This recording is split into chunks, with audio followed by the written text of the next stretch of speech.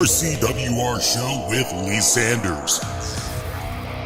Get fun, in-depth coverage and analysis from the latest in professional wrestling in AEW, WWE, NWA, Impact Wrestling, or the world of entertainment. From hit TV shows to your favorite sports like the NBA or NFL. All things music, movies, and beyond, while trying to make sense of this crazy world we live in.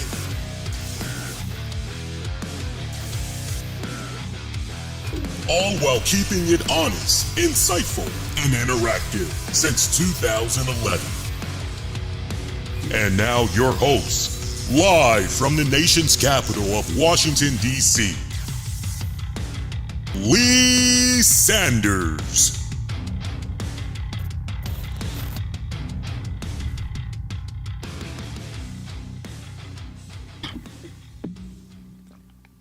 Hey, what's going on, everybody? You're checking out episode number 1053 of the RCWR Show with Lee Sanders for this Monday night of September 25th, 2023. A very good Monday night to you guys. How y'all been? I hope y'all had a fantastic weekend. It feels like it's been forever since last I was on the air with you, and technically it's kind of true. It depends on how you really want to look at it, because last Monday, as many of you guys know that's been following the shows on social media, I was sick. So, long story short, I didn't have my voice at full strength, so there was just no way I could do a show last Monday. So instead, I felt just good enough. By Wednesday, I was able to do a double dose. So we actually did two shows that day. Shout out if those of you were around, maybe live, or you had checked it out after the fact. I did not make the audio versions of those shows available until literally earlier today, believe it or not. That's how much of a hectic schedule that I have been having since last I was with you guys. So I hope, to my point, I hope you guys have been well. Depending on where you are on the East Coast, North America, that is, a cold front. We dealt with so much rain that came through over the weekend, strong winds. Some areas got as high as 3 inches of rain.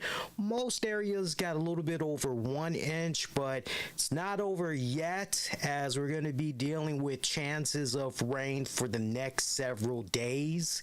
And with that, of course, fall. We're getting those fall-like temperatures. So add on top of that, night times, that's going to be lasting a little bit longer as far as sunset goes and all that. Sunrise, you know the drill around this time of the year.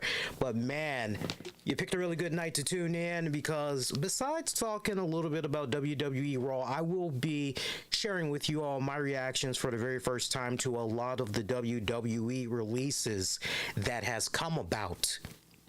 Now, at this point, tonight, we have the full list of everybody that's been released by WWE as far as talents go. I want to make sure that we stress that this is not to be confused with what had went down 2 weeks ago with the WWE releases that had came from the management department, from that aspect. No. We're talking about talents, wrestlers that were on the chopping block this go round that pretty much had went down in the weekend. A lot of surprising names was in there as well as part of those releases. We'll definitely talk a lot more about that and some more wrestling news, little tidbits and all that. Hey, on a non-wrestling related note, I hear that the writers' strike, it would appear as though maybe it's getting ready to come to an end, as some type of a deal was struck. I was checking out the news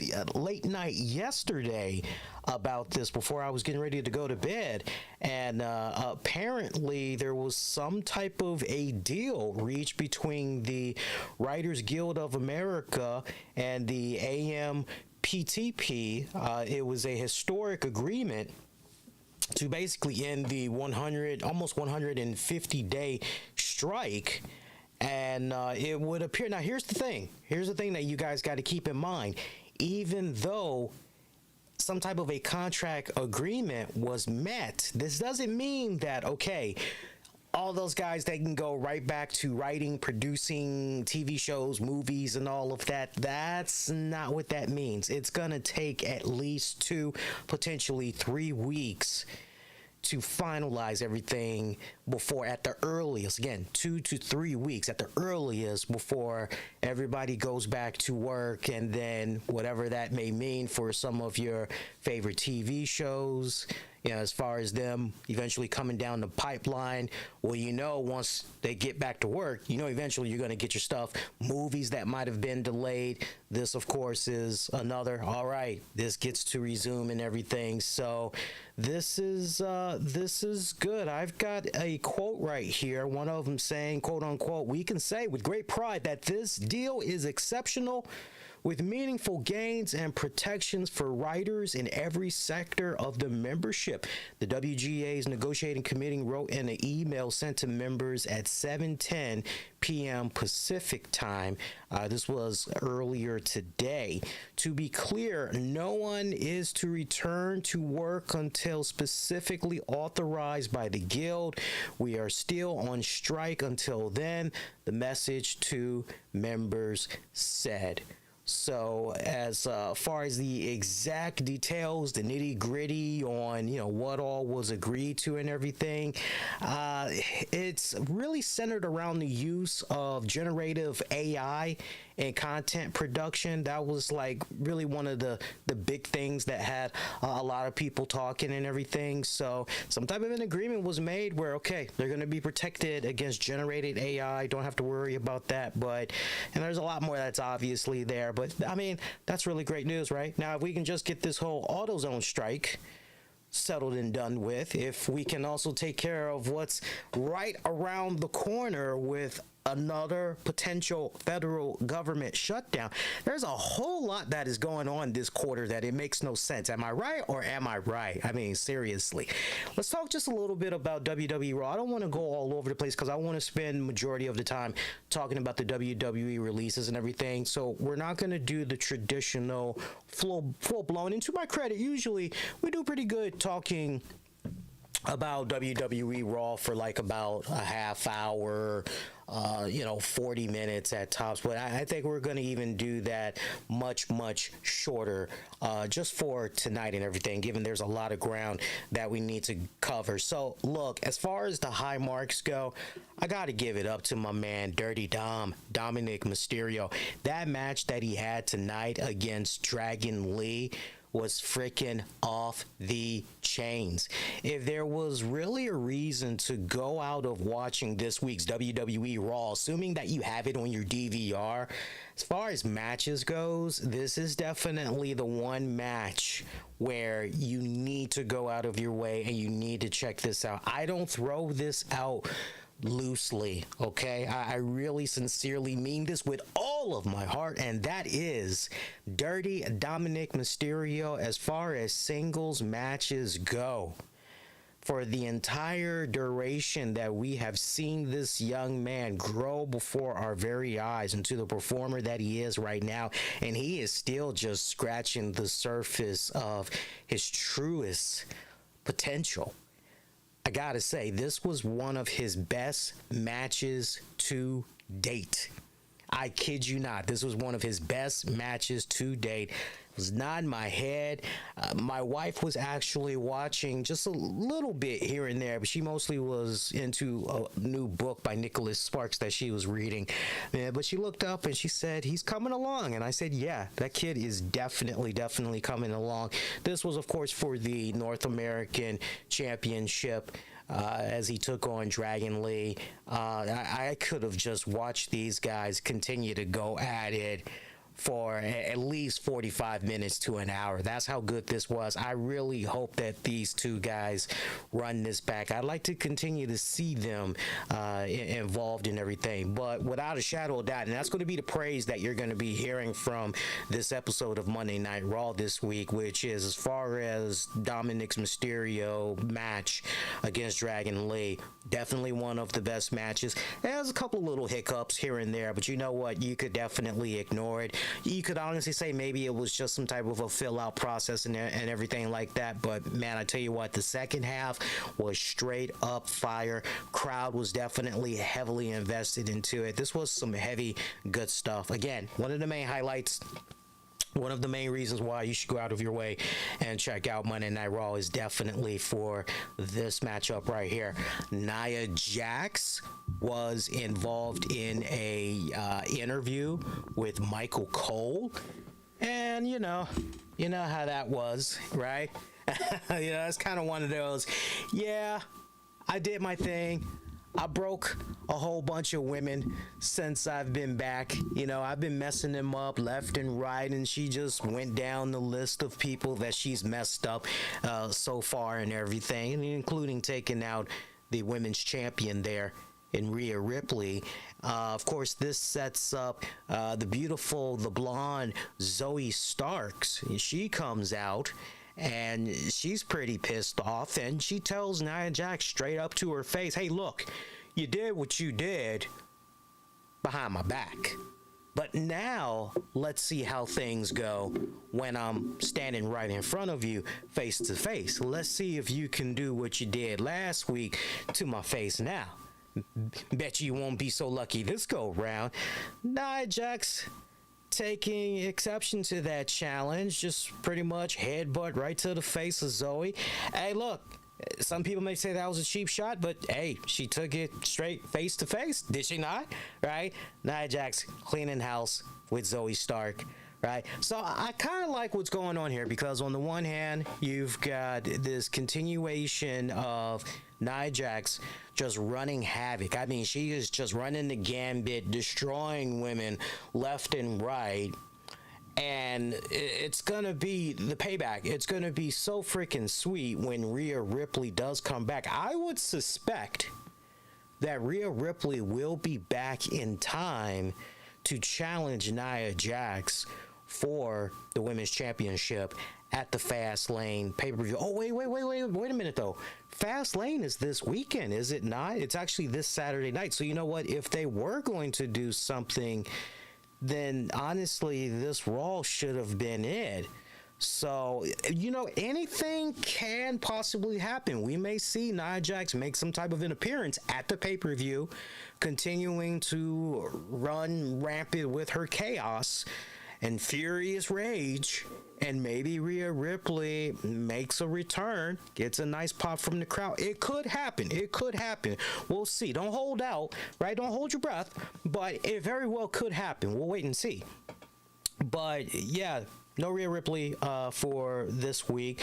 So you got that going on, but then you also got Zoe Stark, who's trying to stand her own ground, right? She feels as though she's got something that she needs to prove and everything, which is she's not going to be some pushover, right? She's not going to be made to look like a chump, right? So you also have that balancing as well, which brings me to this point, which is I can't help but wonder if, just looking into the crystal ball, just going into the future a little bit, can't help but wonder if eventually when Rhea Ripley and Nia do lock it up for that women's championship, if Zoe may play some type of a role as kind of getting a little bit of retribution on Nia Jax, and thus in the process of that, Rhea retains the title, then the argument could be made that the only reason why Ripley retained is because she got help from Zoe, right? But at the same time, Zoe, Nia, they somewhat continue on too, right? Not to mention, just look at all the carcasses that Nia has damaged since she's been back so far these past couple of weeks. You know that eventually, if something were to happen where a lumberjill match and just all the people that Nia whooped, they are back and Payback is a dog. Seriously, Payback is a dog. Payback gonna be like a mofo. Telling you that right now. Cody Rhodes was trying once again to explain the reason why he went to bat for Jey Uso, right down to the point of having Jey Uso come to the Monday Night brand. And, he alluded to the fact that, hey, look, obviously some type of a trade has been made. And so we've been seeing this tease by Cody the past couple of weeks and everything. And I mean, it's like the worst kept secret, is it not? It really, really is, because you just know that eventually Cody is going to be going to SmackDown. You know that's what this trade is all about. You know that's what it is. But Cody has not been able to say it yet. And or so we think. I will give it out. So we think it's Cody. Soon he'll be announcing that he'll be going to SmackDown, but Cody can tease this for as long as humanly possible. Of course, you know, wasn't gonna mention this until much later on into the show, but you know, one of the biggest pieces of news that had came about from over the weekend is the fact that SmackDown is going to be having a new home, not this fall, but next year. So we've got a whole year to continue to enjoy SmackDown on Fox, but next fall, 2024, SmackDown is going to be having a new home as it returns to the USA Network. And, yeah, this was part of a pretty solid deal that, honestly, the USA Network was able to make, but at the same time, USA Network letting it be known, and this has since been confirmed by the Wall Street Journal through their respective sources and everything. But way this is looking right now, SmackDown is coming to the USA Network. That's a done deal. This is part of a 5-year deal. And when you break down the math, I don't have the exact figures in front of me, but over the course of the next 5 years, WWE/TKO, they're going to be getting over $200 million, and when it's all said and done, this 5-year deal, I mean, WWE/TKO, they're going to be looking at a little bit over $1.5 billion. So they were able to get just a little bit more money than from what Fox was willing to put out there. And sadly, in regards to Fox was only willing to put out but so much. They really were trying to put out the bare minimal for retaining SmackDown. And honestly, the way Fox is thinking, hey, look, we don't really need WWE. You know, we don't need to be putting all of this unnecessary money out there for just this one thing, especially when we don't have any specials to show for, especially when we're not getting more shows out of the mix. We're not even getting a third additional hour out of the mix. Honestly, we can just rely on airing more live sports as far as college football games go and other live sporting events. We'll just fill the time slot with that. Right. So, you know, and I would think that for Fox, with the numbers that they have been able to see for themselves from WWE with SmackDown, it's been pretty good numbers for WWE. Million here, $1.5 million there, 2 million, 2 million plus, right? Make no mistake about it, when SmackDown gets ready to make this move to the USA Network, the days of 1.5 million, 2 million, you know, sadly, those days are over. They're not going to continue to see the 2 million plus. Those days are freaking over. You know, they'll be lucky if, you know, they continue to get maybe, I would predict for USA Network, SmackDown, they're probably going to get, I would think, the norm. Well, what's Raw getting? I got to look at the Raw average. But then again, that's Monday Night Raw. I'll come back to that show in a little bit.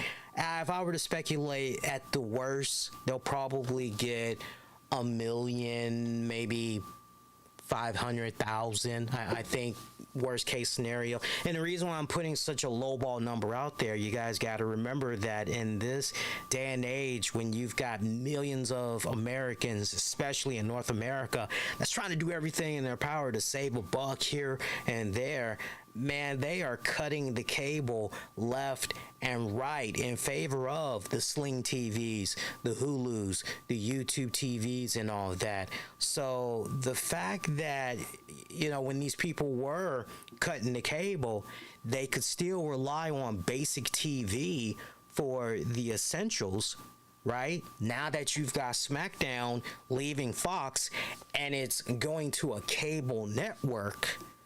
Ooh, right? So that's definitely going to have some people. Look, they are not going to be able to retain. You feel where I'm coming from? It's no different than, sadly, when a podcast says, hey, we are ending our business relationship with this respected podcast distributor. And as a result of that, we're going to be creating a new feed and we're going to be on these outlets. And yeah, make sure you subscribe. You can do all the promoting you want about those new outlets that you're going to be on for people to check out. Out of 100%, and it's a well-known fact, you are lucky if at minimum you're able to tap into, out of 100%, you're lucky if you're able to tap into 5% of that base from, leaving one platform and going to another. So it's going to be very interesting to see what happens with SmackDown next year. But USA not wanting WWE RAW nor NXT. As again, Wall Street Journal, they are projecting, based off of their respected sources, that it looks like USA is not interested in keeping Monday Night Raw and NXT. So those are going to be shopped around to other avenues, and there's just no telling what could possibly happen with those shows. Is it possible that maybe it could be a situation where it becomes exclusive to maybe Hulu, or, could Amazon still be at play and everything? That's an idea I brought up a couple of weeks ago, and I know there's a lot of people that's going, wait a minute, Lee, I'm not too keen on that idea, man. What about women now?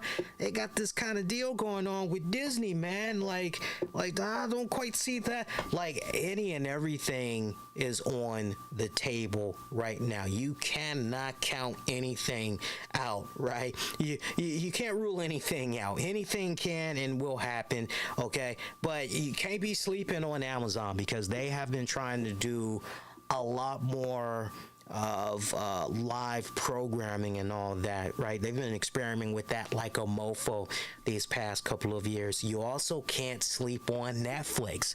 Netflix has been trying for the past 4 years now. They've been trying to get involved with some type of live events, live shows and all that. They're trying to venture into that as well. So you can't sleep on any of that right now. But, it's funny because I remember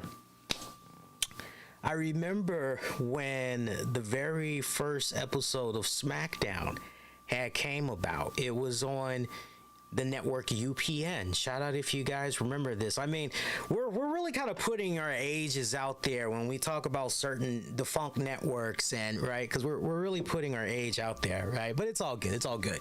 But I remember the very first SmackDown that had came about. It was on UPN. And that was one of the first channels I remember coming across.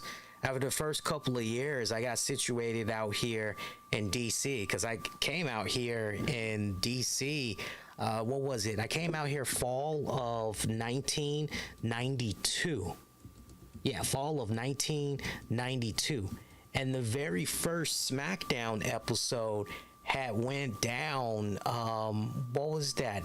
August of 1999. That was the first episode. And it began with a pilot episode, if you guys recall. And that episode did extremely good. It was definitely over 2 million. I don't know the exact number right now, but it was was it over 2 million? It might have been over 2 million. I'm not really sure. But no, I kind of feel like it was over. I kind of feel like, no, you know what? I'm getting it mixed up. The very first episode of SmackDown that was on the USA Network did over 2 million. That's why I have that number. It's a weird fun stat that I have. Forgive me, I'm just a head full of trivia at times. But anyway, UPN, I remember that so well because back in the day, UPN, they had some really, really good shows leading up until that point. I remember they had Homeboys from Outer Space. I don't care what anybody says. I love the hell out of that show. You had Sparks and Sparks. That was co-starring James Avery, Uncle Phil from Fresh Prince of Bel-Air, the dad from the Fresh Prince of Bel-Air. He played an older son to two brothers, one of them being Terrence Howard, believe it or not.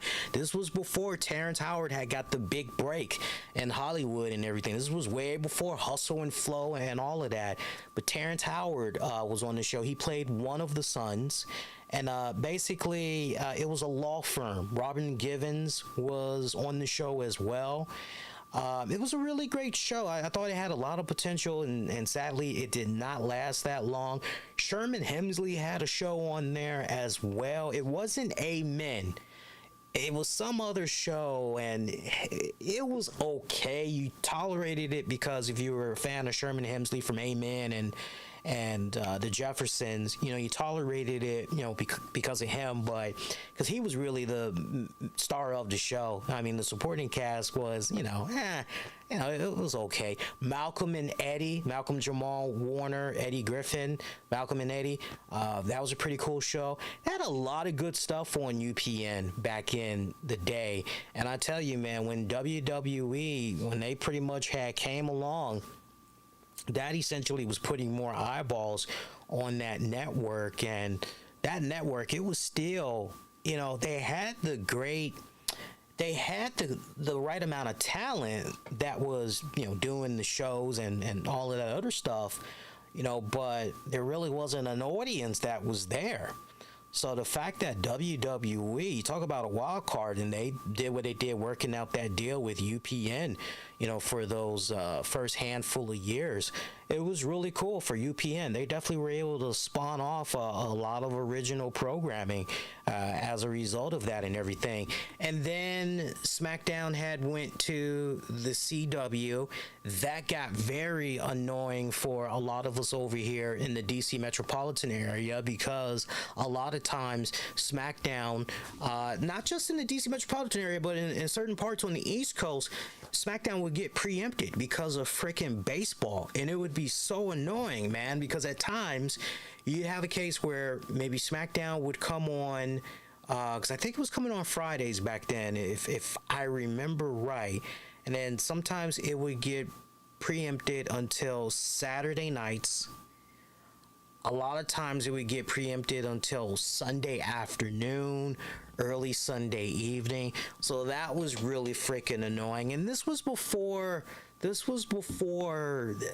Smallville and all that other stuff started happening for the CW network, right? This is kind of one of those similar situations where when WWE came in, as far as the CW eventually branching off, creating all these great original shows and all that, but mainly focusing on the DC universe and all that.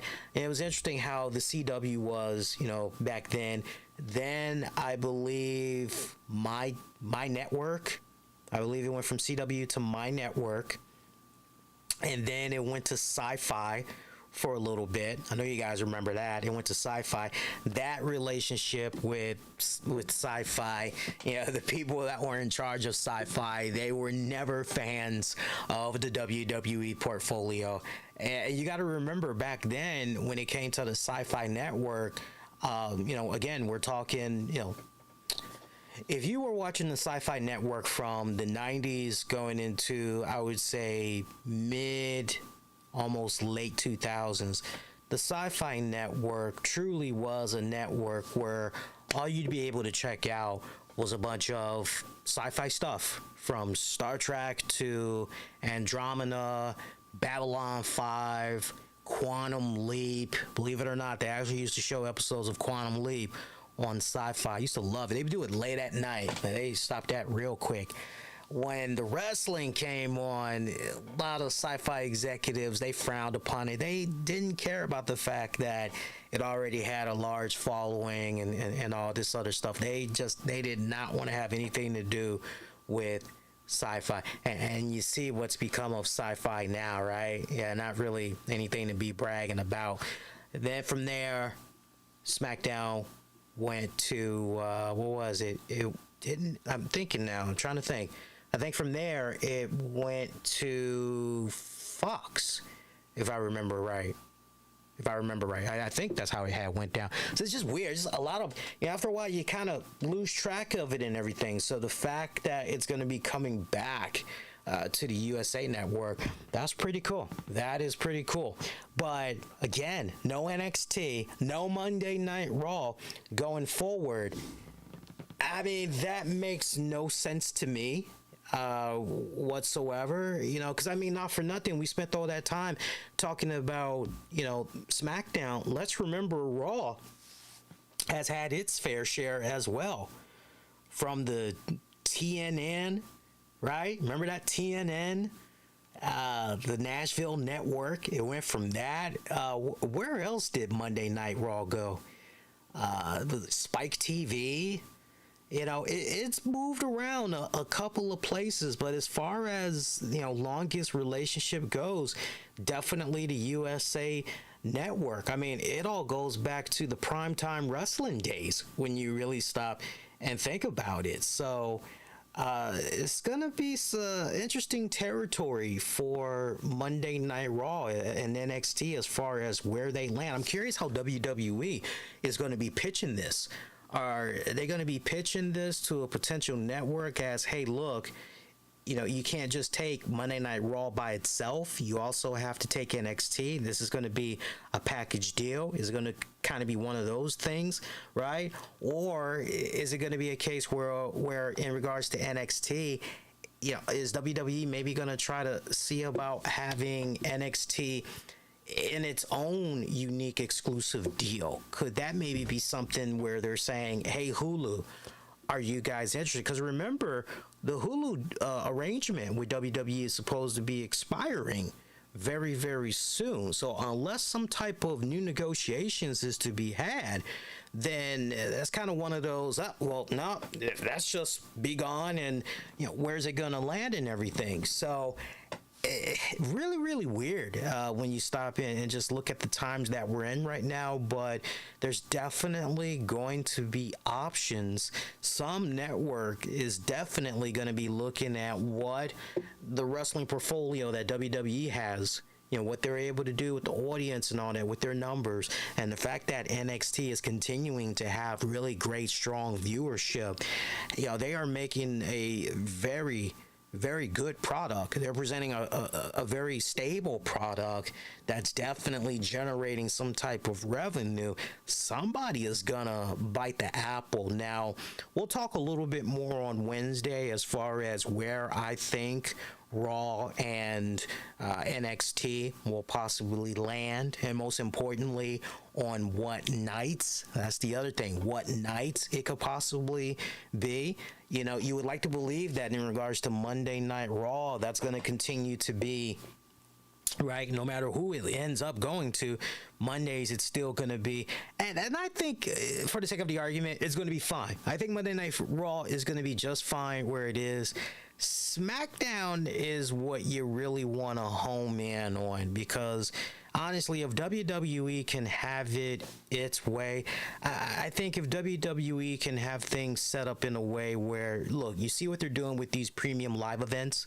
Most of these premium live events that they're doing now, it's on Saturdays. So for WWE to have a SmackDown be on Fridays, it's saving them a ton of money, because they can pretty much be having SmackDown in the same arena one night that 24 hours later, hey, this is the scene for the pay-per-view that is going to have that, or I'm sorry, premium live event. I'm still getting used to saying that, right?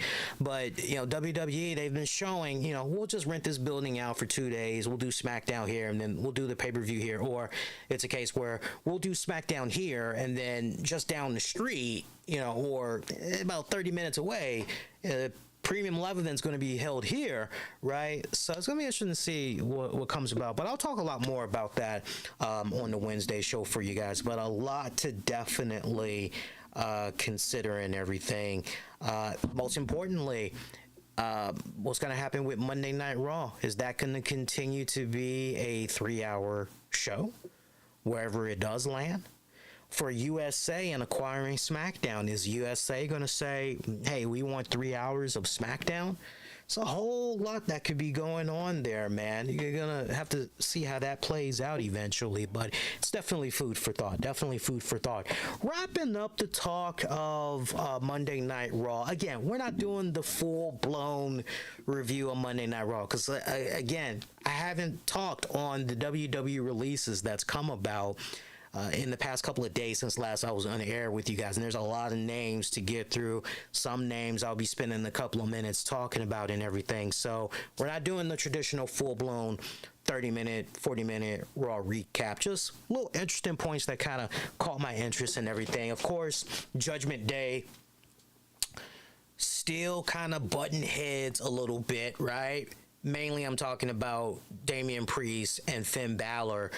Dirty Dom did what he needed to do in that match against Dragon Lee, which, again, if you guys are just tuning in, I spent at least 10 minutes giving praise to that Dom Mysterio Dragon Lee match for tonight.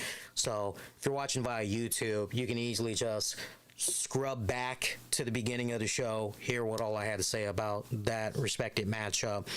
But we saw Judgment Day butting heads again here, and it wasn't good because Cody Rhodes, we're talking about Cody. He was alluding to the fact that obviously there's some type of a trade that had to be made in order to get Jey Uso to Monday Night Raw. And before Cody could go any further, he gets interrupted by the Judgment Day. And once again, we got Cody Rhodes, who's pretty much coming off like a sitting duck right here for all intents and purposes, right? This seems like it's going to be a serious handicap of a beatdown, right? It's like 3 against 1 right here. Well, leave it up to, our guys in frickin' who was it? Frickin' JD McDonough got involved in there too, from what I remember. But Sami Zayn, Kevin Owens, they came to the rescue and everything. JD really screwing things up in the whole process. This got him chewed out backstage by Damian Priest, who pretty much says, dude, I got my ass handed to me because of you. Stop interfering in our business. Right, you need to leave right now. This had pretty much set up a taste of things to come because we had a main event match for Raw this week, which was for the tag team titles, the undisputed tag team titles, as Damian Priest and Finn Balor defended those titles against Sami Zayn and Kevin Owens. So, good main event match, by the way, for what it was worth. The little bit that I was able to check out, because you guys got to forgive me, but at this point, I pretty much was in show mode. I was pretty much putting the last finishing touches before coming on the air here, so I didn't get to see all of it, but outside of 100%, I would say a modest 60% I saw of what all was happening. Definitely tail end of the match and everything for what it was worth. I know Dirty Dom had got involved. Ultimately, JD McDonough for the screw up that went down earlier in the night to open up the show. JD had pretty much redeemed himself at the end of the night by making such a clutch move to ensure that Finn Balor and Damian retain their titles. And this was despite the fact that Kevin Owens came in there, boom, connected with a stunner. Sami Zayn getting in the Alua kick. You're going, okay, this is it. They definitely got this. JD hitting, I think it was Sami from behind with the title. Referee was distracted or whatever. Priest pretty much was able to pick it up that way. Was there a lot of overbooking involved in this match?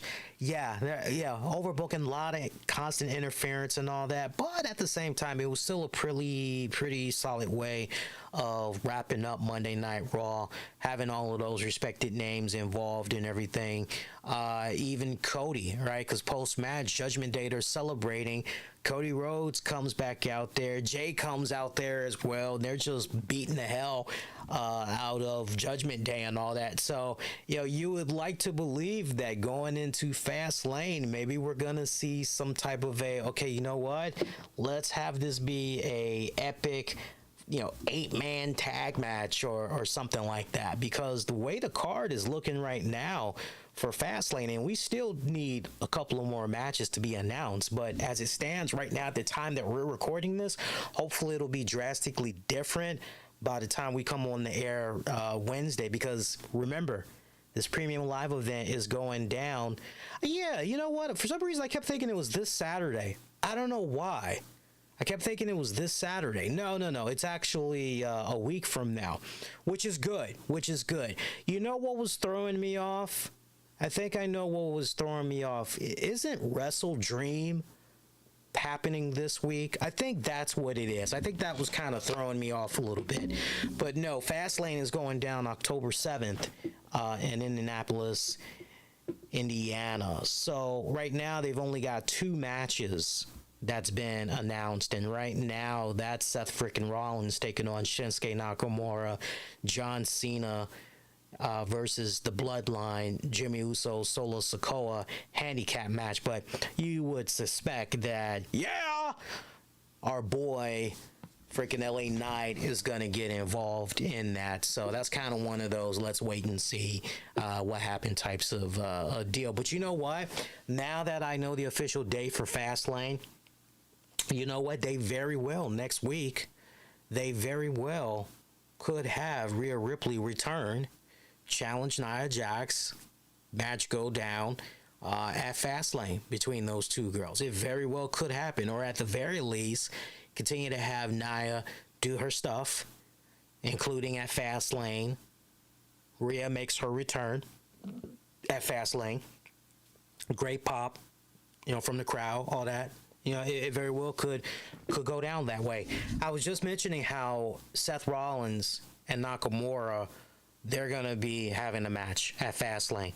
What they did tonight for the segment and setting that up, kudos, high marks. Another fantastic segment, promo particularly by Nakamura. I am enjoying these pre-produced vignettes with the Japanese native speaking by Nakamura and the English subtitle. It's reminding me of those old martial arts movies from back in the day that I used to know and love and just reenact so well, over the years and everything.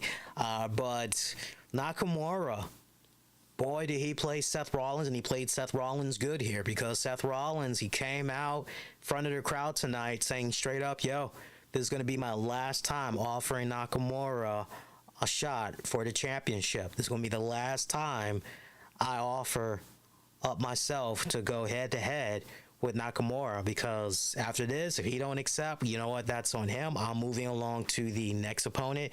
It is what it is. Well, Nakamura came back, and he didn't just come back. He came back. I mean, Rollins got played. This pretty much was, I'll go ahead, I'll face you, but we're not just going to have any old kind of match. No.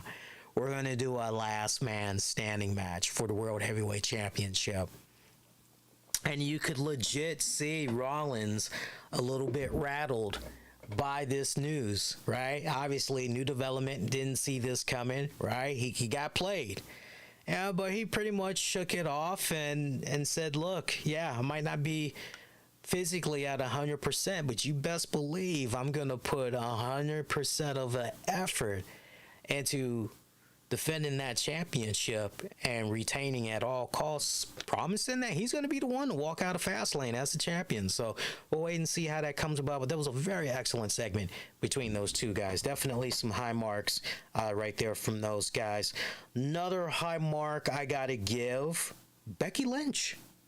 got to give a high mark to her and her respected segment. I like how they're setting up Becky Lynch here as the new NXT Women's Champion. They basically have her set up in a way where she is made to, hey, I'm the veteran here. I've pretty much done everything that there is in WWE and then some. This is all about paying it forward. I want to try and spotlight the girls that deserve an opportunity to shine, those that's on, they're close to that mountaintop and coming on over. They just need a little bit of a push, right? So I love how WWE has been implementing her these past several weeks. And keep in mind, she's got a title defense that's going to be coming up against Tiffany Stratton. There's going to be a rematch for the NXT Women's Championship. But that's Tiffany Stratton. Tegan Nox and Becky Lynch were seen tonight chatting it up backstage. And Becky told her straight up, hey, I saw you on NXT. And I like the fact that they sprinkled in those little gaps. Obviously, there's those of us that don't watch NXT. So apparently, Becky was on NXT from last week. She put out a challenge. She had walked past Tegan Nox, and she just knew homegirl Tegan Nox was going to come out there and accept the challenge. Well, just as she was about to, Natalya came out. So that put a monkey wrench into things. So this go round, Becky Lynch chatting it up with Tegan, wondering what was going on. And pretty much after Tegan tells her what was up, Becky says, look, if you got to step over some toes, do whatever you need to do to make yourself be heard, to get noticed, right? Go get yours. Bump Natty, right? Natty's had more than enough opportunities. So later on in the night, Tegan trying to have a friendly conversation with executive Adam Pearce for that match against Becky. When Natalya pops up, this was just weird booking for me right here, because Natty is still talking about she should be given a opportunity, and it's what you got a shot last week and you blew it. What gives you the right to? And yet we hear Adam Pearce say to Tegan Nox, I can't just give out championship opportunities. It has to be earned. So tell you what, why don't you two go have a match? How does that make any sense from the Natalya standpoint? Seriously. So I was a little bit flabbergasted by this, but I felt okay at the end because Tegan Nox defeated Natalya, so she wins the right to face Becky Lynch for the NXT Women's Championship. Now, I wonder if that's going down on this week's NXT. I believe it is. Let me hang on here, because I'll tell you in a quick second. Now, I know this weekend NXT is going to be having their No Mercy premium live event. That's what's going to be going on, and Becky Lynch will be defending the championship against Tiffany Stratton in a Extreme Rules match. So that's what's going to be going down. We'll talk more about the NXT No Mercy card on the Wednesday show for you guys, but I believe it's going to be Tegan and Becky on this Tuesday's NXT. So rather be safe than sorry. You guys might want to, set your DVR. I've been poking my head a little bit since Becky Lynch has won the championship, and product seems to have gotten better since the last time I poked my head around. So they definitely, I will give them this credit. And that's the fact that they've been doing a better job in taking mainstream popular talents from Raw and Smackdown, planting them in there on the NXT show. And, that's great cross-branding promotion. I mean, they're finding that right mix. Last thing you want to do is overkill, but they have constantly been finding that right mix, and I love it. And then at the same time, taking certain NXT men and women, putting them on the main shows. I love how they've been doing it. It's been great. It's been freaking great. Love it, love it, love it. Other than that, again, not a full-blown Raw. You know, I'm not gonna nitty-gritty on the match. No. I mainly wanted to talk about, you know, the stuff that was good for me from this episode personally. By the way, I was talking about matches such as Dom and Dragon Lee, the tag match for what it was worth, the main event match for the tag titles, that was good as well. But I also want to give a nod to Drew McIntyre taking on Kofi Kingston. That actually was a pretty good match for what it was worth as well. We're continuing to see a little bit more of a mean streak coming out there from our boy Drew McIntyre. I love how he headbutted the hell out of Miz during his own segment and all that. That was pretty hilarious. I like that match though. That actually was a pretty decent match. Kofi looked pretty good. Got some decent spots going on in there for what it was worth. Viking Raiders, well, Ivar minus Eric, you know, had pretty much came in post-match, was beating the holy hell out of Kofi.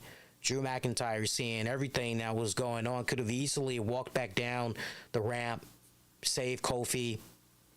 Didn't even bother. He just pretty much was like, the hell with that fella, and kept it rolling. I'm loving this mean streak that's coming from Drew. We just might get a heel Drew McIntyre after all, man. We just might get it after all. We're also continuing to see it kind of looks like the eventual what do you want to call it, separation, breakup of Imperium, because Ludwig Kaiser, he had a match against, who did he have that match against? Let me just look at my notes real quick. Who did he have that match against? Trying to think. Ludwig Kaiser, he had a match. I'm trying to figure out who it was against. Was it Tommaso? Yes, it was Tommaso. He lost that one, and he blamed Giovanni Vinci for it. Walter Gunther pretty much saying straight up, you know what, going forward, y'all need to watch each other's back.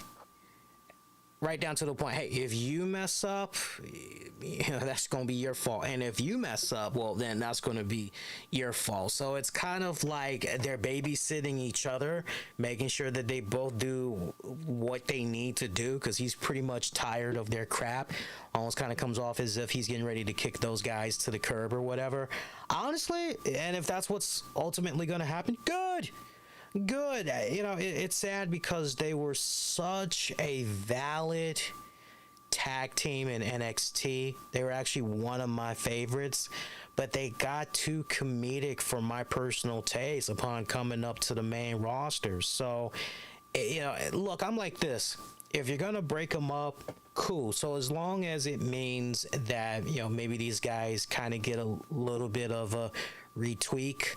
You know, maybe they get not a total revamp, but, you know, if they get a little bit of a tweak there, I'd be okay with it. But just serving as the lackeys and all that, they've lost, and that's sad. That's sad for me to say that, because I know how damn good of a tag team these guys are, and that's being greatly overshadowed by constantly being, for all intents and purposes, slapstick comedy, being second fiddle to Gunther and everything. Not really a fan of it whatsoever. It's kind of one of those moments where I wish they would kind of somewhat take a page out of Rocky 4. I only bring that up because I was watching the Rocky Marathon on BCC America over the weekend, and that was pretty funny in itself, because they did Rocky 1, Rocky 2, Rocky 3, Rocky 4, Rocky Balboa. They skipped Rocky 5. It was hilarious. And as my wife points out, because she's as much of a Rocky fan as I am, she goes, Sylvester Stallone, he didn't like Rocky 5. I'm like, yeah, we know that, but I guess apparently, and I guess apparently, now that has been made, loud and clear by Sly, I guess the networks are saying, well, let's follow his cue, because we honestly don't like 5 either, right? So they're just skipping that whole thing altogether and everything, but I want to home in on 4 because I just kind of feel like with this whole Gunther Imperium thing, I wish it was a situation there where eventually we could hear something along the lines of Gunther is continuing to do his mother country proud or whatever, right? Homeland is very proud of him and what he represents and how he's been crushing all of the talent left and right and continue to crush the Americans and all that other crap. And I wish we could kind of hear something along the lines of, we see how weak and not feeble, but weak and second fiddle Ludwig Kaiser and Giovanni Vinci have been. What if, in a weird turn of events, mother whatever, wherever they're from, right? What if word gets back and they're basically like, look, we're tired of seeing all this banter that's going on between, all of you guys. Gunther, we're just going to make this really simple for you. You continue to go out there, you do what you're supposed to do. Ludwig, Giovanni, they are responsible for making sure that you continue to win each time, right? In and out, right? You keep doing your thing. What if they had reached some type of a rank as a result of being affiliated with Gunther, and in the process of all of that came some type of power? So although while Gunther may have the type of power that he has in the realm of WWE, well, back in their home country, Kaiser and Vinci, they've got home power. So at the same time, they can make life uncomfortable for Gunther between now and whenever he loses the title, right? So then it's kind of one of those, I think it could work, because after all, you look at Rocky 4 and you see eventually what had happened with Dolph Lundgren's character there. You're just, Ivan Drago. You're seeing eventually what happened with him and how the country had ultimately turned their back on him and everything. And it's kind of one of those moments where you take that same concept and apply it to WWE. You know damn well that once Gunther loses that IC title, Giovanni and Ludwig, they are ghosts. They are ghosts like a mofo. So it's kind of one of those, I'm just tired of the comedic stuff. I don't mind a little haha here and there, but I'm tired of seeing those two guys in particular come off like chumps. They deserve better.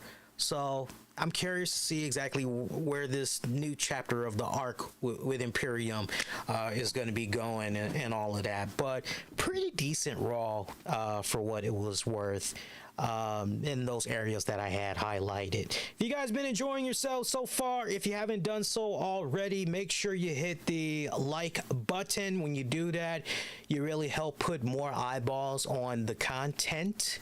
So do that, and thanks. Subscribe, support the show wherever you get your podcasts as well. We're all over the place. Just search the RCWR show. Seeing a couple of comments in the chat. HKM,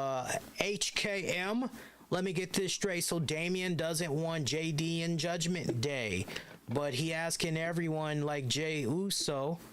JD kept helping them win gold. I think JD should beat up Damian Priest. Game over, right? I hear where you're coming from and everything like that. Where this is how this makes sense. To answer your question or comment, this is how it makes sense. Do I want to recruit Jey Uso, who definitely played a large role in helping Roman Reigns maintain that undefeated streak for almost 3 years, right? The same Jey Uso that has a win on Roman Reigns for the first time since, whatever that freaking date is, right? 2019, whatever, right? 20, whatever, right? And then at the same time, this is the same Jey Uso that has played a large hand in having Roman Reigns continue to be champion. I mean, now he's the undisputed champion, right? I mean, just really stop and think about that. Do I want to try to do what I can to recruit this man and everything that he's been able to do, even if it was part of a faction, even if you wanted to say it's a group effort type of deal, still, he plays a role. He's an impact player. Do I want to recruit this guy, or do I want to recruit little JD McDonough, who's just trying to get on the bandwagon? He's just trying to strap on to whatever the nearest gravy train is, and as part of that, he's buttering up to his old pal and Finn Balor, and all that other stuff, right? So you kind of have to look at it like that. And yeah, I hear you. Hey, not for nothing, but JD, in recent weeks, he's done this, and he's done that, and that's very true. But at the same time, JD has also jumped in when his help has not been sought out. That's the big difference between Jey Uso and JD as far as the Judgment Day goes. As far as the Judgment Day, I mean, really stop and think about it. JD tried to insert himself the moment that he arrived on Raw and saw what Judgment Day was doing. Whereas with Jey Uso, from afar, they saw everything that this guy was doing.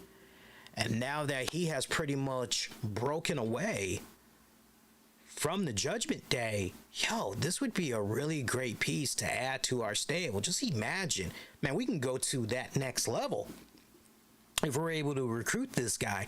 And not only that, but we'd be one step closer to taking out that Roman Empire once and for all. Right? So that's kind of how you need to look at how this story arc is kind of playing out here. Even though Jey Uso said no to the Judgment Day, it's kind of one of those, you can say no right now, but we're going to keep scratching. We're going to keep knocking on your door. Sooner or later, you're going to say yes. We just got to keep scratching at your door, and we know of a couple of ways to do it, or so we think. CT saying loves the setup. Appreciate that. Let's keep it rocking. Let's keep it rolling. Go into a couple of more little tidbits that we can get into here on the show. I got a little bit of AEW news, but I'm gonna mainly save that for the Wednesday show since we, mainly talk heavy on the AEW stuff. Shout out to Sheamus. Sheamus is dealing with a injury right now. Have you been keeping tabs on Smackdown? You've been noticing he hasn't been there the past couple of weeks. He's been battling a number of injuries over the years, but right now he's out on injury. You got some reports that's being put out there saying, it's some type of a shoulder injury, and yet Sheamus is posting a picture. He just posted a picture of himself going into the weekend where he's wearing a neck brace. So you're going, well, which one is it? Like, what? One thing you do know for certain, he's hurt. He's out right now, right? So wishing him a speedy recovery. In a non-wrestling related piece of news, yet it's kind of wrestling related, you'll kind of get why I'm bringing this up. Starz has canceled the series Heels after only its second season. The show has already been canceled. It came back like several weeks ago or whatever. But yeah, it looks like the Duffy Wrestling League, yeah, that is no more. Starz has canceled the wrestling drama series. The Hollywood Reporter, they're reporting that the cable network has canceled the show after its second season, along with the comedy Run the World, and yet to air series from Samantha Bird, or of the Venery of Samantha Bird, whatever the hell that's about. Apparently that show was supposed to be a pickup midway, but then you had the strike go down, and so that pretty much had put it on hold. As a lot of you guys know, Heels had premiered in 2021, had strong ratings, picked up rave reviews online. Wrestling community loved that show. I mean, these guys were getting interviews left and right. CM Punk was on that show and everything. The Green Arrow guy, Stephen Amell, right? He's on there and everything. And, you know, of course, with everything that had happened with COVID and all that, season 2 had got delayed, but then eventually, you know, it got developed and season 2 came along. We were introduced to AJ Mendez for the second season and all that, but you know, sadly the series has been canceled, and you know, that really sucks, because honestly the numbers were so strong. But unfortunately, and you know, a telltale sign when a series has no chance in hell, when the social media engagements for that series is very, very quiet. You know that no, we don't care about this show anymore. You know, we're just not really interested. We're on the bigger and better things. Let this just fend for itself, and you know, whatever it can do, and whatever it can do, what it can do. But we ain't gonna be doing anything with it, right?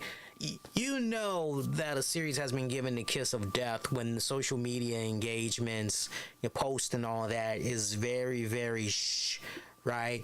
And you don't see that much advertising going into it, right? You're not seeing that full-blown media blitz and all of that. And that's sadly what ultimately happened with season 2 of Heels. And it's quite freaking sad. You know, meanwhile, we've got like all these different power shows that's running around. Now, don't get me wrong. I love Power Ghosts, Tariq show. I love Tommy's joint, Force. They're 4 episodes in, and we only got 6 episodes left, and that's really been picking up. Those have been doing fantastic, but you know, do we really need that other one, the prequel? What is it, Raising Kanan? Do we really need that one? We probably don't, yet somehow that continues to, yeah, that ain't for me to decipher and all that, but I'm just telling you guys, maybe it should have been a case where a little bit more money should have been put towards Heels as far as the advertising. Maybe move it to another night. Hell, if anything, maybe try to have it. I don't know how they were doing this. You guys got to forgive me, but I'm curious if they, at least for this respective season of Heels, I'm curious if they had at least tried to have it come on after a new episode of Power. I'm curious. So you guys that have been watching Heels, let me know how it's been airing on Starz. What's been the follow-up as far as a lead?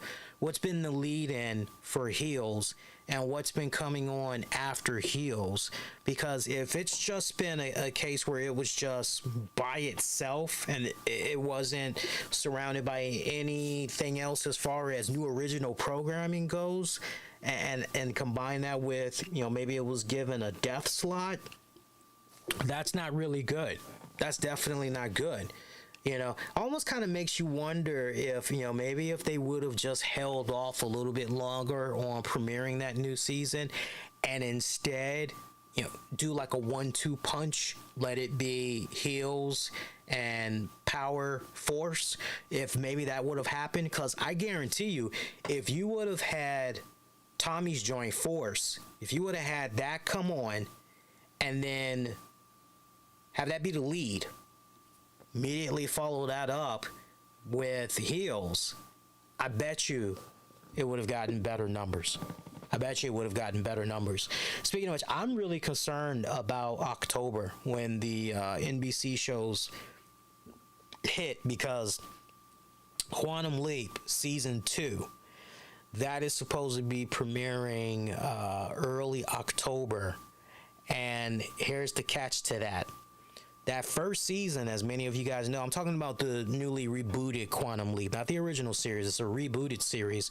Did very well. Season 1 got pretty strong numbers. Got the green light for Season 2 after, I think, the first 5 or 6 episodes in. So I'm really concerned about Season 2, because Season 2 is not going to be airing on Monday nights at 10 p.m., which I felt was a really good time slot. I guess maybe in the defense of NBC, maybe they're saying to themselves, look, the NFL is back in full effect right now, and we want to make sure that Quantum Leap has all the success that it could potentially get. So as a result, they moved it to Wednesday nights. We'll see if Wednesday nights help, because if I'm not mistaken, it's going to be Wednesday nights at 10 p.m. We'll see what happens. That used to be the old Law and Order time slot from back in the day. So we'll see if that does a little something. Otherwise, I don't know. Maybe they might have to switch it up again and all that. We'll have to wait and see. Other than that, I think we can now get into the talk about these WWE releases. There's a lot of releases that came down between shows since last we were on the air, because the last one we did was, what was that, Wednesday, and then I think Thursday going into Saturday is when we just kept hearing about this person getting released and this person getting released and then this person getting released and all of that stuff. So pull up a seat. We got some names we got to get through. I doubt this is going to be a 2-hour show, by the way. We're already at about the 1 hour mark. I think with the talk of the releases, grand total, we'll probably do about maybe an hour 20 at most. I do want to get to bed a little bit early. You know, I got classes in a few hours, so it's going to be a long day for me. So starting off, there was over 20 releases that came about from WWE pretty much during the weekend. Melanie Brzezinski has been released. She took to social media to announce that her tenure with WWE is over. She said, "Good morning, everybody. I'm sure a lot of you have heard the news, and yes, it's true. My time with WWE, aka TKO, is now over." Every time I hear the name of this new company, TKO, I just got Teddy Pendergrass in the background. Love TKO. Oh, no. It was an amazing experience that I will forever be grateful for. I am taking this as a stepping stone to another dream of mine. Thank you all for the support and kind words throughout this amazing experience with the company. It's time for me to go after what was truly meant for me. Now, she was part of the 2023 Performance Center rookie class. She was billed as a singer, actress, boxer, bodybuilder, CrossFit athlete with a black belt in karate and from the University of Tampa. Should note, she never made her in-ring debut. And when you see her, you go, oh, she's got a nice look about her. You know, she kind of looks a little bit like Arnold Schwarzenegger's ex-wife. What was that? Maria Shriver? Kind of looks a little bit like her meets the chick that was on Full House that Jesse got with. Kind of has like this weird combination of the two of those just in one, but a lot younger, obviously. Nice body as well. I'm honestly a little bit surprised that Melina did not go that far. Either she wasn't progressing in the way that coaches, the development team was hoping that she would go, or they just felt that she just pretty much reached her peak right here. This is pretty much as far as she's gonna go. Can pretty much forget about it. I don't know. Or maybe they just thought she was all over the place. Who knows? But she's been released. Now, some other names that we got on the list right here. No particular order. No particular order. Hang on here. I got a weird pop-up just now. I hate when I get these pop-ups. Oh, I can't stand these pop-ups. Damn pop-ups. Mustafa Ali started in WWE back in 2016. What do I say about young Mustafa Ali? Great look. Pretty damn solid in the ring. They tried. They gave this young man opportunities after opportunities after opportunities. I remember one of those first early gimmicks. He was kind of like this superhero, remember? He had the glow-in-the-dark circular gauntlets that were glowing in the dark, and he had the little glow-in-the-dark mask and all that. It was pretty cool, and it kind of seemed like that original concept of Mustafa Ali kind of seemed like something they were trying to really push towards the kids, make them kid friendly and all that. Didn't really seem like it was going anywhere. And then we had the Mustafa Ali Retribution era version, right? And it was really hard to believe that Mustafa Ali was the leader of Retribution.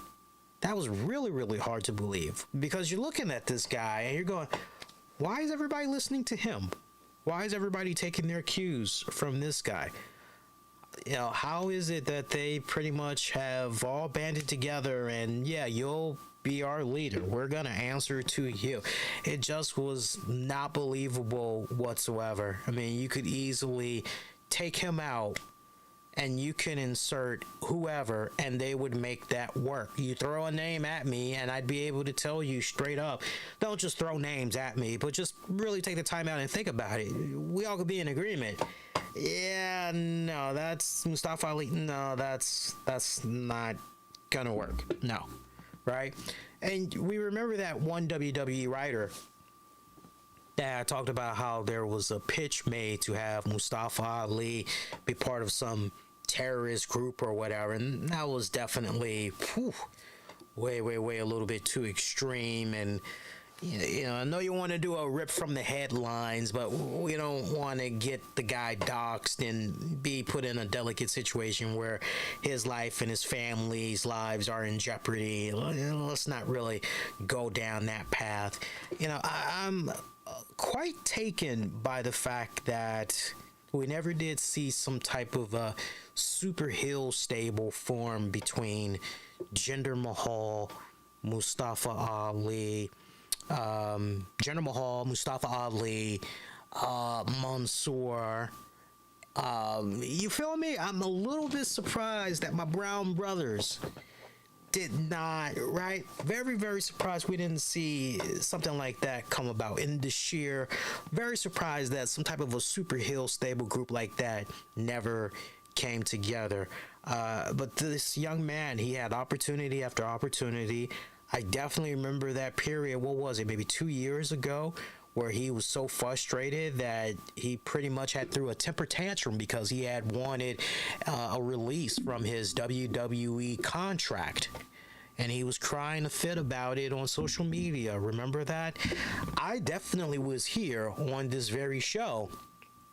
And I said, look, man, when it comes to certain things, especially as far as trying to get released from your WWE contract for, whatever is going on and everything, you want to go ahead and keep that shit. Hang on a second. I'm just trying to adjust the noise gate here. Trying to see if I can release the attack so that because I'm kind of hearing myself. I'll say certain things and I can hear like certain words at times. You probably all aren't really noticing it, but I can hear certain words get cut off. So I think that might have did the trick. Let me know if that does the trick. But you know, he's airing out his business on social media, and it's, this isn't the way that you do it. Just because you're not having your way doesn't mean that you throw a fit, throw a temper tantrum on social media. That's not how you do this. You do it the right way. You do it the professional way, and you go right up to your bosses. And look, if they don't freaking say, yeah, you can have your release, okay, take it on the chin. Like an adult, take it on the chin like a man, finish up your respected commitments, right? Fulfill that contract. And then when it's time to re-up or whatever, then you go ahead and gracefully bow out, go out the right way and everything, right?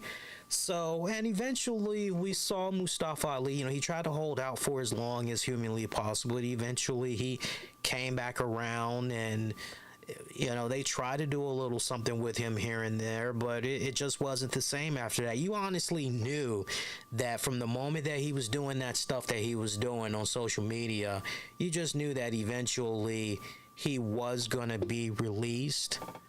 But this was going to be a case where WWE was going to go, yeah, this is going to be on our terms, not your terms. And so, it's better to be released, now by the employer than not have it be a situation where you're in breach of contract and they can pretty much take you to court and all that other good stuff. So, Mustafa Ali, I'm not surprised with whatsoever.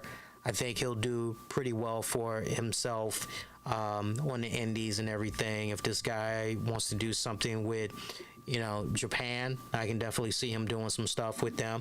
I mean, not for nothing, but we got to remember he was already out on the independent circuit as it was and everything. He was already doing stuff for AAW, the IWA, Mid-South, Jersey All Pro Wrestling. I would imagine he's going to be going back to doing all of those things.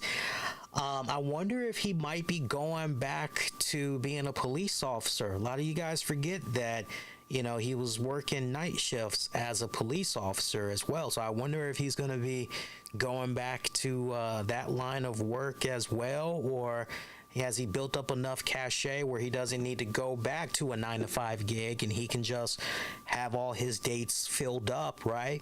Can't help but wonder that. By the way, speaking of police officers, shout out to the former wrestler known as Gunner from TNA. I know he wrestled in WWE for a little bit. I can't think of what his name was. Wasn't it Jason Riker? I'm pretty sure it was Jason Riker, because every time I heard that name, I always thought of Will Riker from Star Trek The Next Generation. He apparently had recently just got sworn in as a police officer. I forgot in what county, but congrats to him. Looks totally different now because he's clean shaven and all that. And you don't recognize him because he even cut his hair. And, shout out to him. I know not everybody agrees with his political, religious beliefs, and I'm not even focusing on that. Just the fact that he's been able to transition from outside the professional wrestling bubble to being a civilian, I'm just saying, props to him for that. Whatever makes you happy. It's all about the pursuit of happiness. Whatever makes you happy, whatever takes care of your family. Up next, Rick Boogs. Started in WWE back in 2017. So let me see if I got this straight, because I've seen this guy posting some stuff on social media, and basically he has said, all of this stuff that's been happening to me, my exit from the company, yeah, man, this is all happening because it came at a really bad time, man, because you see, when it was all said and done, Vince McMahon, he loved my stuff. I wish I was you guys right now. I am not, though. Rick Boogs is throwing a freaking fit and saying, I actually want to pull up his words exactly, because it was hilarious when I hear this, because he believes that his WWE release was due to a backstage political power play. That's exactly what he's been saying here. I want to read this to you guys. It's been an interesting time in my life, with my job in WWE being terminated due to a backstage political power play. At least that's my opinion of it.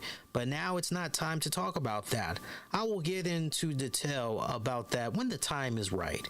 It's not time, but when I do and can speak freely, it's going to be juicy, talking about all the nitty-gritty details. So that's what he put out there. And then I remember there was like also some posts that he was responding to from some folks. I'm trying to see if I can find that from Rick Boogs here. Hang on, because he was responding to a couple of people. Let me see here, Rick Boogs. Let me just see real quick here, because if I can find it, great. If not, but it's like, dude, you've been there since 2017. I remember one fan had said, dude, your gimmick freaking sucked. Like, the fan says something along those lines. And he was like, hey, you're entitled to your opinion and everything, but I'll have you know that there were a lot of folks that loved me. A lot of adults had told me how much they dug my work because I was really popular with their kids. So, hey, take that for what it's worth. He was saying stuff like that. And you know what? That might be true. That might be true, that there were a bunch of kids that had, liked his stuff and all of that. That might be very well true. But, I mean, I got to be honest, from what I saw of Rick Boogs, besides the fact that the guy could play the guitar and he could scream his lungs off, you get away from that, there was hardly anything. There was hardly anything. What, we're going to bring up that time when he was doing his thing with Nakamura? That was the worst. I hated that. I despised that with a passion when Rick Boogs was out there doing the freaking guitar stuff and Nakamura was coming out. I did not like that one little bit. I know Pat McAfee would be dancing on the table, shaking his little hips, doing his thing, and I did not care for that. I did not care for that whatsoever. Because for me, it came off more like, let's not embrace this great talent of a man that is Shinsuke Nakamura. It's, hey, it's that dude and his theme song. Hey, we need to dance. Everybody dance. Stop what you're doing right now and dance and sing along and do the guitar shred. That's how it came off to me. So I was definitely happy when they had got rid of Rick Boogs from Nakamura and all of that. I really didn't see hardly anything. Again, get past the guitar, get past the screaming. He really did not offer anything. Contrary to whatever he's putting out there and whatever tea he's getting ready to spill and all this other stuff. Whatever, man. Whatever. Aaliyah started in WWE as far back as 2015 from what I was able to research. Yeah. 2015. Cute girl. Great look. Never quite, in my estimation, just everything that I saw with the Aaliyah character, she didn't quite put it all together. Decent in the ring, but nothing that really stood out in a way where you go, I gotta see more of this girl. Or, yeah, man, I can definitely see this girl one day across from a Becky Lynch or a Charlotte Flair or a Bianca Belair. She never did take it to that next level. Large part of that problem, besides the in-ring work, for me, just again, 2 cents from a distance, just everything that I was seeing. besides the in-ring work, not really taking it to that next level, make no mistake about it, what she did was decent enough to pass. But it wasn't anything that was memorable. It wasn't anything that was, hey, she's pretty unique when she's in the ring. You know, talk about an unorthodox style, moveset. No, nothing of that magnitude. Personality bland, very, very bland. Not enough energy. Not enough bombastic energy. Not enough enthusiasm. You know, she wasn't bringing it. And when you don't have any of those things going, and all you're just basically doing is going out there performing moves, yeah, the fans are pretty much going to be indifferent towards you. So, you know, the fact that she lasted as long as she did is quite a shocker, I would have to say. Quite a shocker. Not as shocking as my boy Elias. Elias being released by WWE. Signed with the WWE as far back as 2014. This man I will defend. Here is a man that was able to come out, came off like the freaking... This guy, man...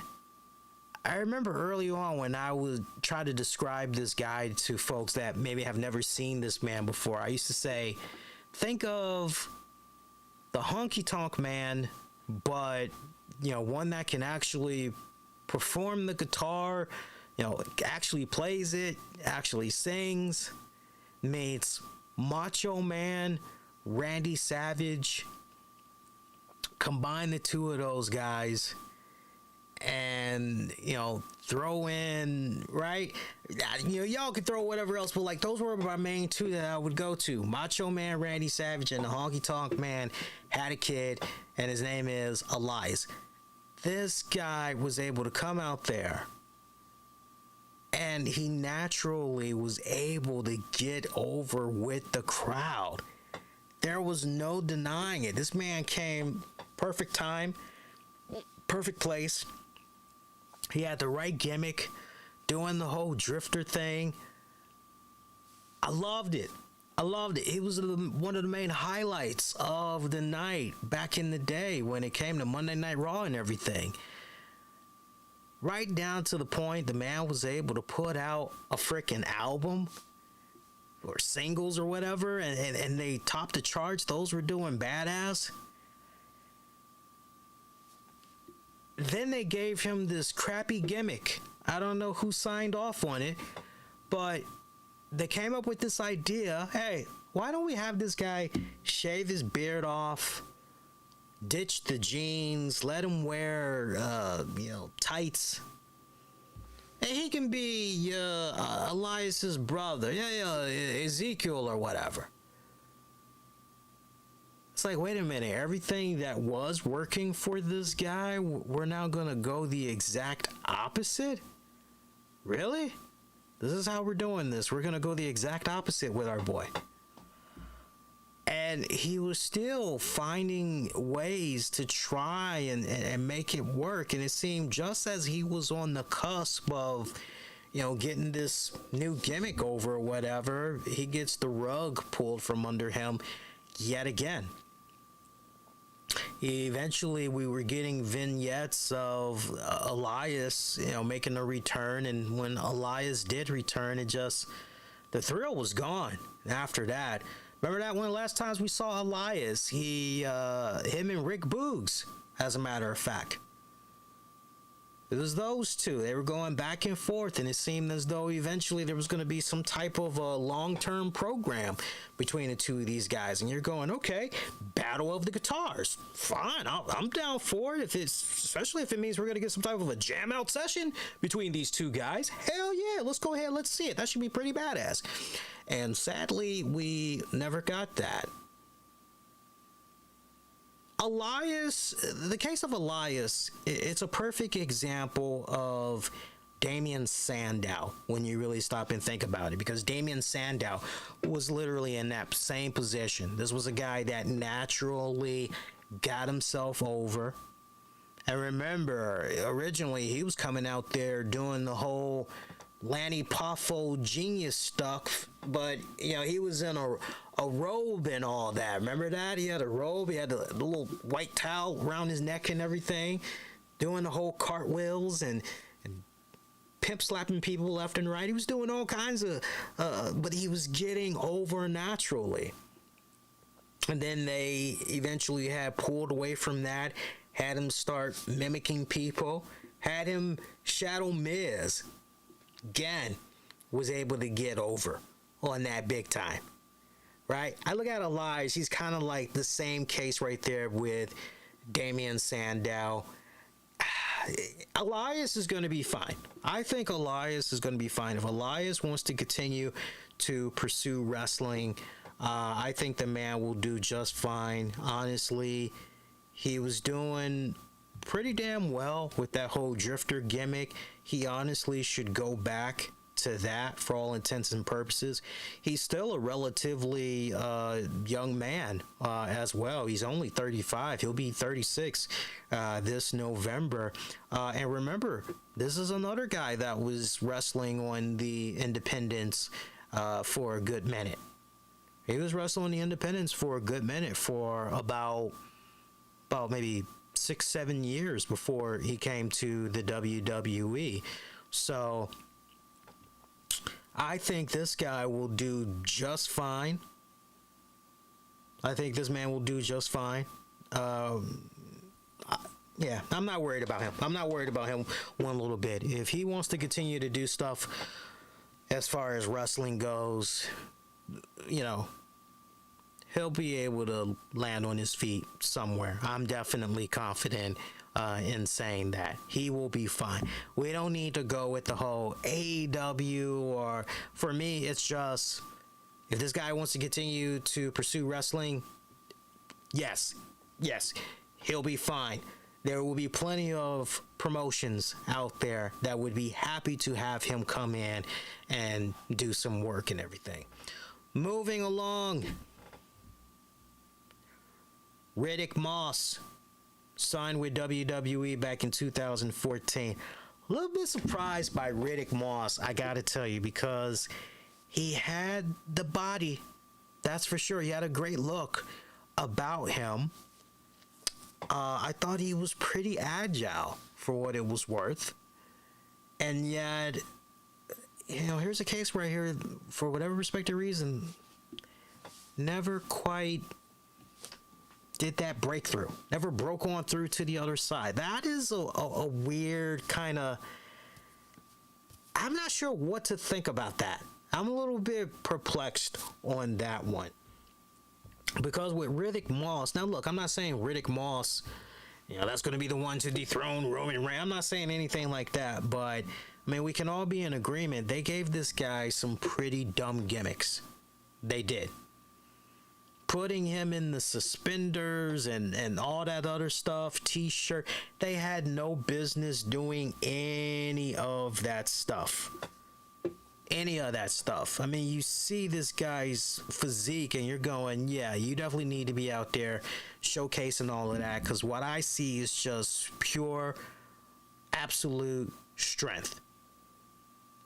And I'm a little bit surprised how they had pushed him, because honestly, they kind of did him like a chump, especially when they went with the whole Madcap Moss. I never clicked with that gimmick whatsoever. I thought that was another case of, what are we doing here to this guy? All this great physique that this guy has, and we're going to stick him in. I never got that. Rubbed me the wrong way. I felt like people truly did not understand what this guy was all about. Honestly, he just should have been a silent assassin, if you will. He should have been a silent gun for hire. That's honestly how they should have done this guy. So, very surprised how they did this guy. He'll be okay. I think he will be all right. Remember, this is a guy right here, as far as his background goes, he had played football for a couple of years. Tried to get in there with the Miami Dolphins, but that didn't quite work out.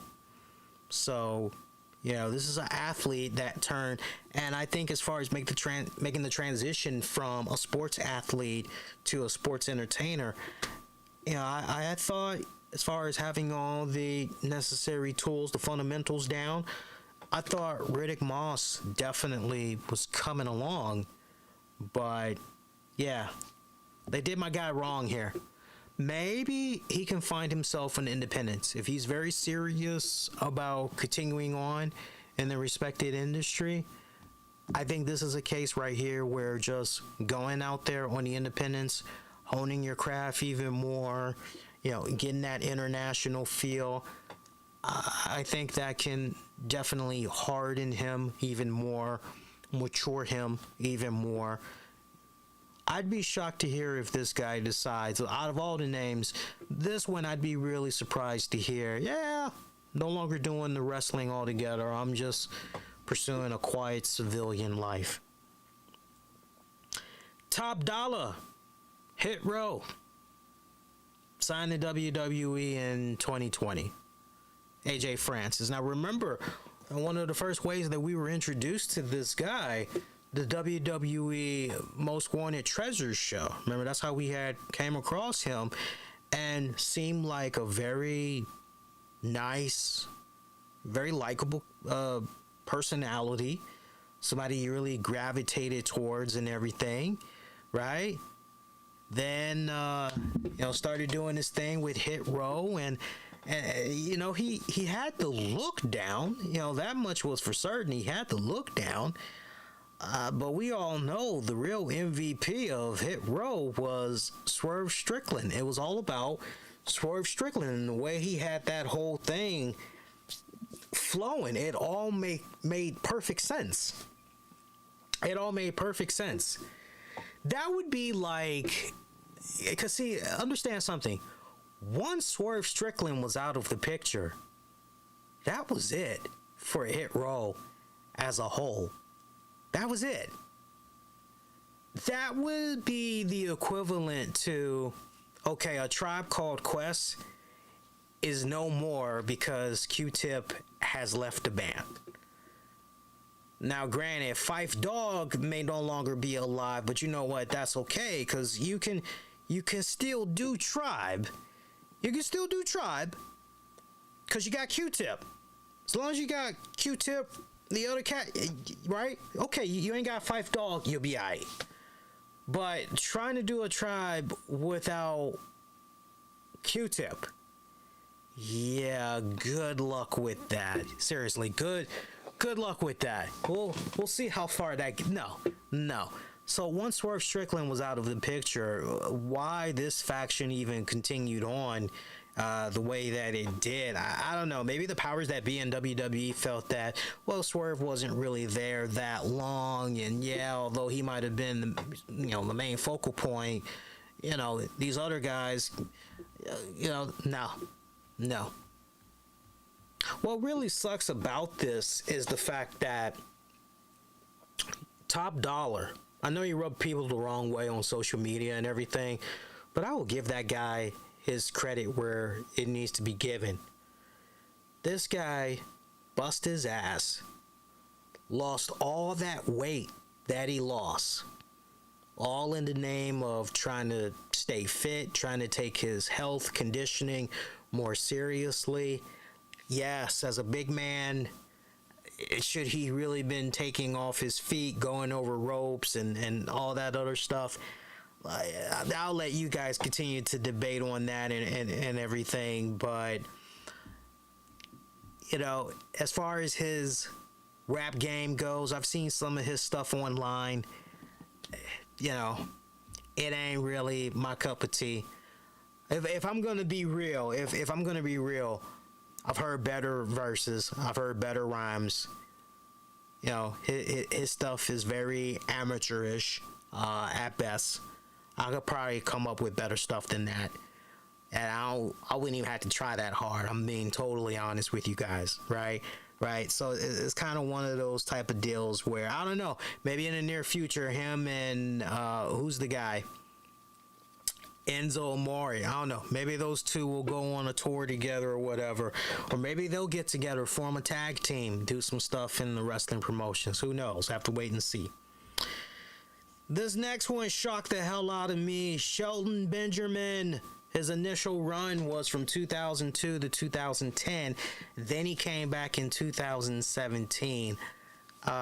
Y'all that's checked out the show for a long period of time, you all know how I feel about Shelton Benjamin. He just, to recap, one of my absolute favorites to watch as far as the in-ring performer goes, whether he's in singles action or he is in tag team action. I still remember back in the day how he defeated Triple H 3 consecutive times. I mean, they had Shelton Benjamin starting off white hot when he arrived to the main roster back during his initial run and everything. Everything. The gold standard, rubbing elbows with Charlie Haas and Kurt Angle, Team Angle, man, that whole thing, I mean, just lightning in a bottle what they were able to do with Shelton Benjamin. And way back in the day, no bull, myself, my friends, you know, anybody that was a wrestling fan back in the day will tell you, man, that's Shelton Benjamin. He's definitely going to be a future WWE champion. You just wait and see. He's going to do it. And for whatever respected reason, it never, ever happened. We never saw Shelton. You know, maybe you could say that there were other people that were at play. And unfortunately, Shelton, wrong place, wrong time, definitely underrated. We all can be in agreement of that. Then, when he came back to the WWE back in 2017, you know, for those of us that were at least keeping tabs of him on the independents, we knew, you know, oh, hey, you know, guys, you know, he's still doing good. I mean, he was doing fairly well in the independents, but, you know, eventually came back to WWE. When he came back to WWE, a lot of us kind of looked at this as a redemption arc, if you will. We kind of went, okay, he's matured a little bit more, but you know what? That's all right.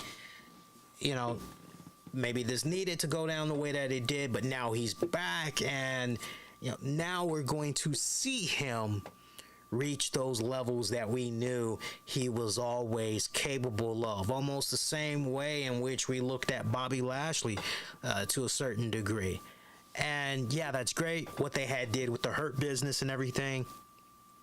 You know, you just would have thought for certain that, you know, I gotta admit that when it came to the whole Hurt Business and ultimately Bobby Lashley becoming the WWE champion and all that, you just would have thought that Shelton and Bobby would have been having a really nice back and forth for the championship over the course of several months and everything. But, you know, it sadly didn't play down that way. And Shelton is one of those head scratching joints where you go and everybody likes Shelton. I haven't heard one bad thing about Shelton Benjamin from those that direct knowledge, as far as those that actually worked with the man, worked with him many times. You know, tell me about, you know, what he's like to work with behind the scenes and all that. Like, I've heard nothing but good things about that man. Very, very good guy. And the fact that, you know, he's out, you know, you need somebody that can slide on in for your low card on, you know, on the roster, right? Low card. Okay, great. You want to elevate somebody a little bit, build them up, put them in the mid card picture. Okay, Shelton, you can definitely plug and play. You want to focus on your tag division for a little bit? Okay, we can definitely do something there with Shelton, for sure. I think Shelton is now, because I think Shelton is either 1 or 2 years older than I am. Let me just see something real quick. He's like 1 or 2 years older than I am. No, he's much older than I am. Here I am thinking he was much younger. I knew he was in his 40s, but I thought he was like 1 or 2. No, he's 48 years old. Wow. Damn, he found the fountain of youth, man. 48 years old. Don't look like it. Sure as hell wasn't moving like it every time we would see that guy. Sure as hell was not moving like it. Former Ohio Valley Wrestling alumni and all of that, man. All of that. This one hurts. I gotta tell you, this one definitely hurts. I definitely remember him doing his thing briefly there with Ring of Honor, New Japan, and, you know, if Shelton still has that itch, if he feels that he hasn't even scratched the surface of his wrestling career, you know, I gotta say, of all the names that I'm looking at on this list, I'm looking at Shelton Benjamin. If I'm Tony Khan, if I am Tony Khan, if I am Scott D'Amore, from Impact, I'm picking up that phone and I'm giving Shelton Benjamin a call. This is a guy that when it's all said and done, all the years combined of experience that he can bring to your respected roster, you can easily bring this man in and essentially have him be a coach. Really help you fine-tune the fundamentals of wrestling and everything. This is a guy you would benefit tremendously off of his knowledge. You would be a fool to not look at this guy and bring him in.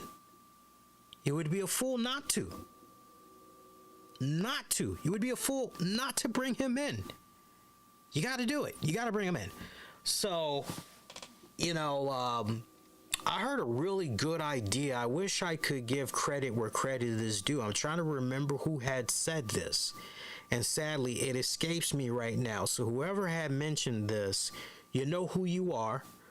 Shout out to you, because I love this idea. But somebody brought up an idea of, if Shelton Benjamin could go to AEW, how badass would it be if maybe you had him be a member of the Blackpool Combat Club?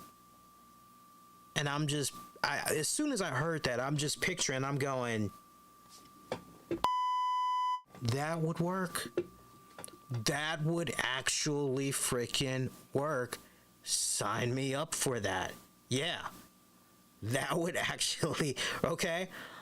If you were trying to, do something with the ROH brand, Shelton Benjamin did a couple of years with ROH. If you were trying to do something with the ROH brand, for sure, ROH fans would benefit tremendously with Shelton doing some stuff over there as well. But whether you're Impact or you're AEW, you'd be a fool to pass on the services of Shelton Benjamin. So y'all best be, if you haven't already, you best be getting on the phone with that guy. Emma, shoplifter Emma, started with WWE in 2012. That went until 2017, and we all know what had happened. Very unfortunate, right? A little shoplifting incident and all that other stuff. She came on back to WWE in 2022. A lot of us were pretty happy because we were going, okay, hey, she's back. This is a redemption arc. We see what was going on with her. I personally was loving her work on the Independence. I was a big fan of her stuff. I loved seeing her go out there. I love seeing her go out there with Caleb with a K in Impact Wrestling when she was Tennille Dashwood. And she was just going out there. Her actual name, by the way, for those of you that are not aware, she was going out there in Impact and she was tearing it up. I'm going, wow, this gimmick, it's working. I'm freaking loving it. Okay. Yeah, I can get behind this. I mean, she reinvented herself on the independents as far as I was concerned after she was let go from the WWE. And that, I gotta tell you, I was quite taken back by the fact that she eventually left Impact Wrestling and ultimately came back to the WWE. I was a little bit surprised by that. I know she had the run in NXT and all that. I know Ring of Honor. She was in Ring of Honor for a couple of years, and then did Impact Wrestling and all that. She also had the Influence. Remember that? There was that whole little stable that was going on with the Influence with when she was feuding with Jordan Grace and Rachel Ellering and all that. I just liked everything that was going on with her there, so it took me back that she returned to the WWE. And I would have thought that with everything that she was doing in Impact, I would have thought that that whole gimmick, even if you had to put it under the name Emma, I would have thought that just with everything she was doing in Impact, that would have somehow translated back over to WWE. But, you know, it unfortunately didn't. And, you know, that's another case right there where she was brought back and was doing stuff sporadically here and there, but didn't quite match up to what we saw of her on the independents. So, you know, it's kind of unfortunate. Still relatively a young woman. You know, she's only in her early mid-30s. So, safe to say she definitely ain't hanging up the boots so fast. Wouldn't be surprised if she maybe went on back to Impact. Could she do some stuff with the NWA? Sure, I could definitely see her also do some stuff with the NWA. She would also be a additional good grab for AEW as well. I recommend putting her in some type of a stable with Toni Storm. You know, ultimately, I would like to see, because isn't Toni Storm from Australia as well, if I'm not mistaken? I believe Toni Storm is from Australia. Let me look here. Nah, she's from New Zealand. Forgive me. She's from New Zealand. But I was picturing some type of a Safarian Outback type of stable with Tenille, Toni Storm, Aussie Open. Yeah, I was picturing something like that going on. Will Ospreay. I was picturing some type of a weird, right? But I think Tenille would definitely be really, really beneficial there for the Knockouts division, or for the ever expanding and popular and growing AEW women's division. Don't sleep on the NWA women's division. They're definitely coming along as well, for what it's worth. So, poor Emma. Another shocking name, much like with Shelton Benjamin, Dolph Ziggler. Here's a guy that has signed on to WWE going back to 2004. So this guy was with WWE for almost 20 years. Almost 20 years. You know this guy is impactful when Dwayne "The Rock" Johnson takes time out of his schedule to post about Dolph Ziggler. So if you got The Rock's endorsement, baby, you are doing something right. Very decorated career. Very decorated career. I mean, we'd be here all night just going over all those damn stats that a lot of people were sharing about Dolph Ziggler. That's on social media and all that. Yes, multi-time champion, Grand Slam champion. Yes. It had some of the most marquee, cool-ass freaking moments in WWE history. Yes. All that and then some. My two personal favorites: Dolph, AJ Lee, Big E feuding with CM Punk. Daniel Bryan, another one in the mix there. Dolph Ziggler and Vicky Guerrero. Those were two of my all-time freaking favorites. I love those. Those are my favorite moments as far as Dolph Ziggler. Those are like my in my top 5 right there. So this one was definitely shocking for me. Because I thought for sure this man was going to be a lifer. I thought when it was all said and done, eventually he would make the transition to, working as a coach, working as a producer, talent recruitment. I thought for sure this man was going to be going in that direction with the company. And I know at one point a couple of years ago, he was toying with the idea when his WWE contract had came for renewal of, I think I'm done. I think I want to focus more on acting, my comedy, and test out the waters, see what else is out there and everything. And somehow WWE was able to negotiate a new deal with him, and he stuck around for some more handful of years and everything. I would not be surprised if, when it's all said and done from a financial standpoint, because Dolph Ziggler is another one, much like Shelton Benjamin. Dolph, nothing but love. You won't hear anything bad about Dolph Ziggler. There's some really cool stories about Dolph Ziggler that's out there that it is just now coming to light in some instances. I know Alex Hammerstone, he shared a really cool ass story over the weekend, how when COVID had went down initially, and there was like a handful of wrestlers that, like, who wasn't wrestling at the peak of the pandemic? Dolph Ziggler, and I did not know this, so how it escaped me, I don't know. The fact that I can't even recall a wrestling site or whatever mentioning this, it's beyond me. But Dolph Ziggler was buying up random wrestlers' merchandise from their pro wrestling tee store. He was buying like in big bulk just to help them out. That's the type of dude that Dolph Ziggler was, right? So, and he was also the type of person, that would definitely kick in a little something for some GoFundMes and all that, from what I understand. So, this was a guy who knew how to pay it forward. That's my whole point.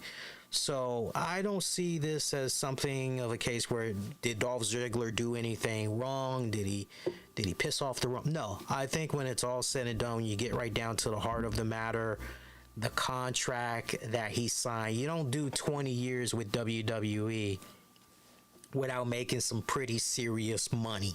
That's my whole point. I think this is, from a financial standpoint, his contract was probably like, yo, for this amount of money, we can go get 5, 6, 7 talents, see what we can do with them, for that same amount of money, rather than give all that money to this one guy over here, right?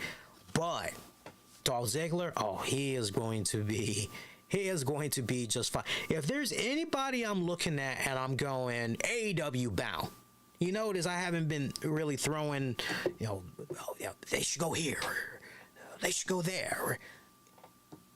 AEW bound. His brother is already over there. I met his brother on the Jericho cruise. Nice guy. Very nice guy. He was taking time. I remember, because it was after me and Tams had checked in, and we finally were able to get on the boat and everything. And after we had, unpacked all that stuff, we started walking around trying to, find our surroundings and all of that. And all throughout the weekend, we kept seeing Dolph Ziggler's brother, Ryan Nemeth. And, he would just, it was cool because he would just be in the hallway waiting on the elevator. People would be talking to him. His regular fans, they'd be talking to him. Not asking for autographs, none of that crap. They're just shooting the breeze with him. And he would be taking the time out, converse with them, all that. He was one of several wrestlers that I could remember, like various floors I would visit. Even when it came to the eating areas, right? Where they had like a lot of places you can go eat and everything. I would even see him frequent those and all that. But very nice guy, okay? So I'm sure his brother has been keeping him up to date on everything that's been happening in AEW and everything. I'm sure that he has gotten the scouting report, right, and all of that good stuff. So he knows, what the deal is and all that. You'd be a fool, Tony Khan, Bryan Danielson, all those guys, Elite. You'd be a fool if you did not pick up the phone, give Dolph Ziggler a call, bring that guy in. You're talking 20 years of in-ring experience. There's a guy that knows without a shadow of doubt how to put a damn match together, how to tell the freaking story. That whole thing I always like to say about emotional context and all that. Dolph Ziggler to the T. Dolph Ziggler to the T. No disrespect to QT Marshall. I know he just re-upped the deal and all of that good stuff. But, yeah, you know what? I'm bringing in Dolph Ziggler to be over QT Marshall, right? Okay? Seriously. Daba Kato signed with WWE in 2016. Commander Aziz, for those of you that don't know. I never really connected with the guy. I mean, I get why WWE signed him. He had a unique look about him and size, but just didn't translate that well in the ring as far as I was concerned. Dana Brooke signed with WWE back in 2013. Well, y'all got your wish. Took a long time. It took a long time. Oh my God, it took a long time. It's kind of one of those Houston, or Eagle One. We got her, right? I'm just picturing some of you guys when you heard the news of Dana Brooke. That's so unfortunate, but then quietly you're just throwing the fists in the air and all of that good stuff. Dana Brooke, there is a person that was given opportunity after opportunity after opportunity after opportunity. Now, you know me, if you've been checking out the show for a long time, I don't like ever saying this person should be fired, this person should lose a job. And in the case of Dana Brooke, I still say those things, yet at the same time, I've always said over the years, when is somebody else going to get an opportunity? When is somebody else going to get that chance? Because this person has been given so many opportunities to, be repackaged and, align themselves with this person. And, when are we going to give somebody else those same opportunities? Right? So Dana Brooke is a case where she has had ample of enough time to try and string it all together. I know she put out some stuff on social media where basically she was like, hey, the best is yet to come, or something like that, right? I never did click with Dana Brooke. I never did. It's really, really weird. And I bet you if I were to go back and look into the audio archives and look up Dana Brooke, just me talking about Dana Brooke, I'm sure that at most I probably would have said something along the lines of, hey, nice muscles, right? Nice look and everything, but, yeah. And people want to say, but she's been busting her butt off. And, it's like, well, as far as I'm concerned, she's been busting her butt since 2013. And she continued to get opportunities after opportunities. And, sooner or later, it's next man or woman up. It's next man or woman up. Sometimes you just got situations where, look, it's unfortunate this person was released, but, sometimes some people, maybe it's better this way. It's not you, it's not me. It's just time for us to, neither one of us wants to be the first to say goodbye, but we do need to say farewell for now, right? Maybe she could eventually come back. Who knows, right? Who knows? But this was a long time coming. This is one where I'm surprised it did not happen sooner. Mansoor and Mace both signed with WWE in 2016. I know they're saying some stuff on WWE. They're putting a lot of stuff out there, airing out a whole lot of dirty laundry. I'm not really a fan of how they are going about airing their grievances from being released by WWE and all that. Some of the stuff that they've been saying, it's a case where you go, you know what? Kind of glad WWE released you guys, especially if you're going to be this jaded, you're going to be this. Yeah, Mish knows exactly what I'm talking about. Yeah, you don't burn bridges like that. You just don't. Let me see if I got this right. These guys have been with WWE since 2016. So that means that these guys were 3 years shy of 10 years. That's ample of enough time to put some decent money in your pocket. Take care of your families, set up your parents, and if you got kids and all of that. At the end of the day, even if you may not agree with a lot of the creative decisions that was going on in the company, still at the end of the day, when all was said and done, money-wise, this employer took care of you.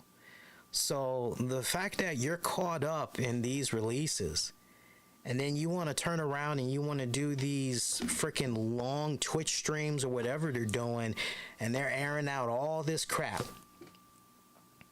most of which I'm sure they didn't even run past, hey, I'm thinking about bringing this up on the Twitch stream. Is it okay if I name drop you? Right? Some of this stuff that they're airing out there, that's gonna, sadly blow back on, right? And it's like, oh, that's not. I will admit, I did like hearing the thing about Tiffany Stratton.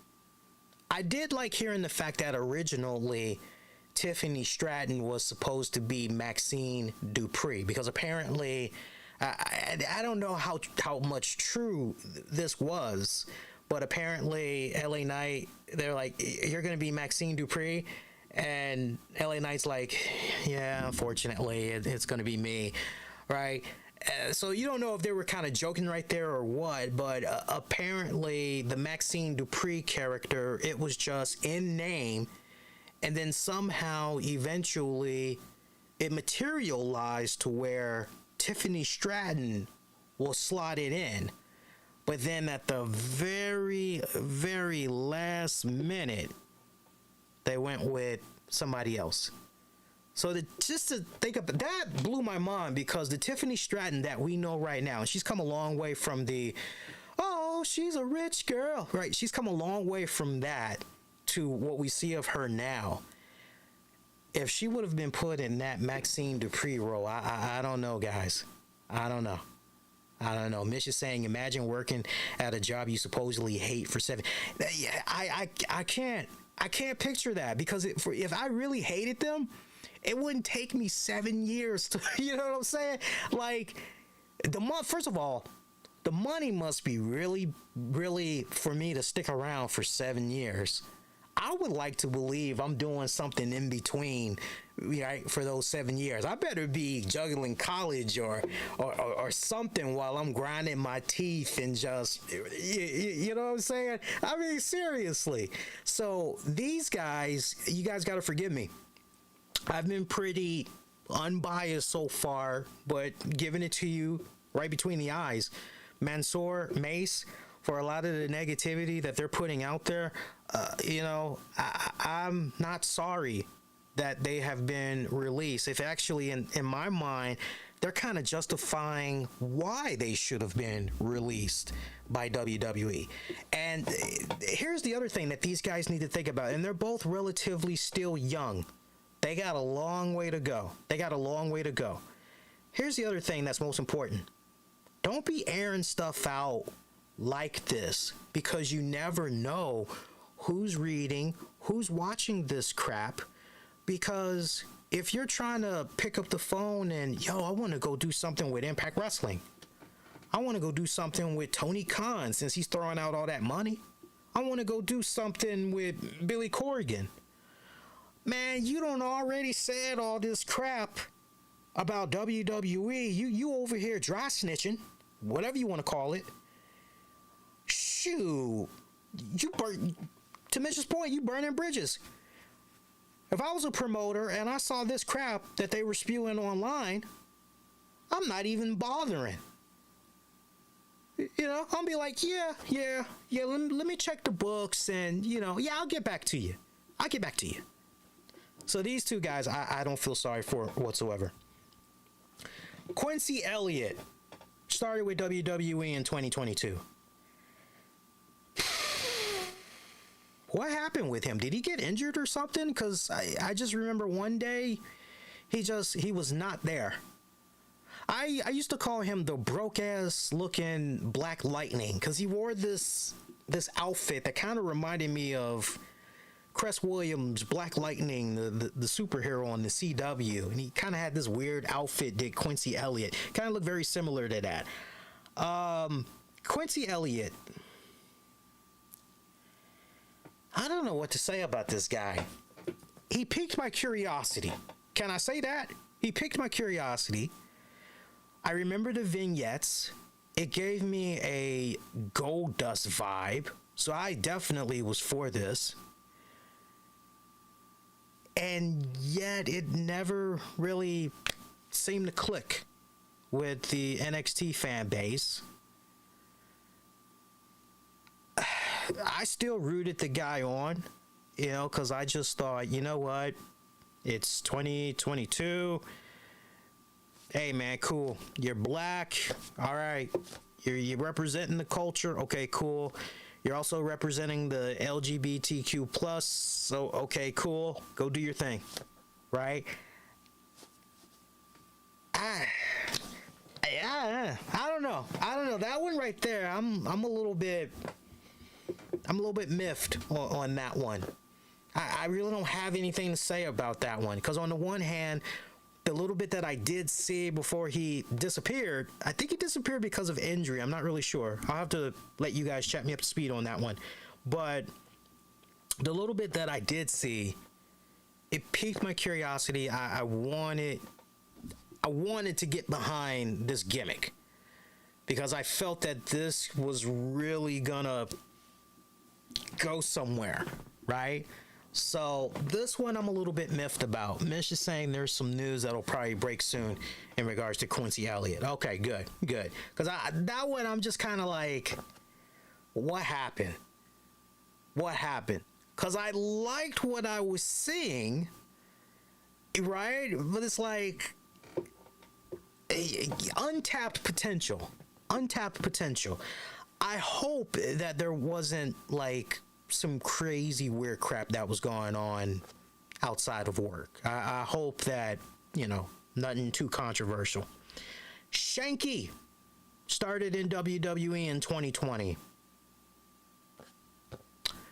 I could care less about this guy. Look, let me be real. Let me at least stretch it out a little bit. Not no 5 minutes either. I'll stretch this out for about 60 seconds. Shanky, this was another case where, okay, here's a tall guy. Kind of looks a little menacing, yeah. But he's a tall guy, so we got to find something that we can do with him. And let me tell you something. When you're given a name such as Shanky, boy, I tell you what, you definitely ain't going to be no menacing, irresistible force with that name. Tell you that right now. So, Shanky, hope you made all the money that you could. Shanky could very well be a one-hit wonder. Yulisa Leon started with WWE in 2021. I like this girl. She has a great look about her.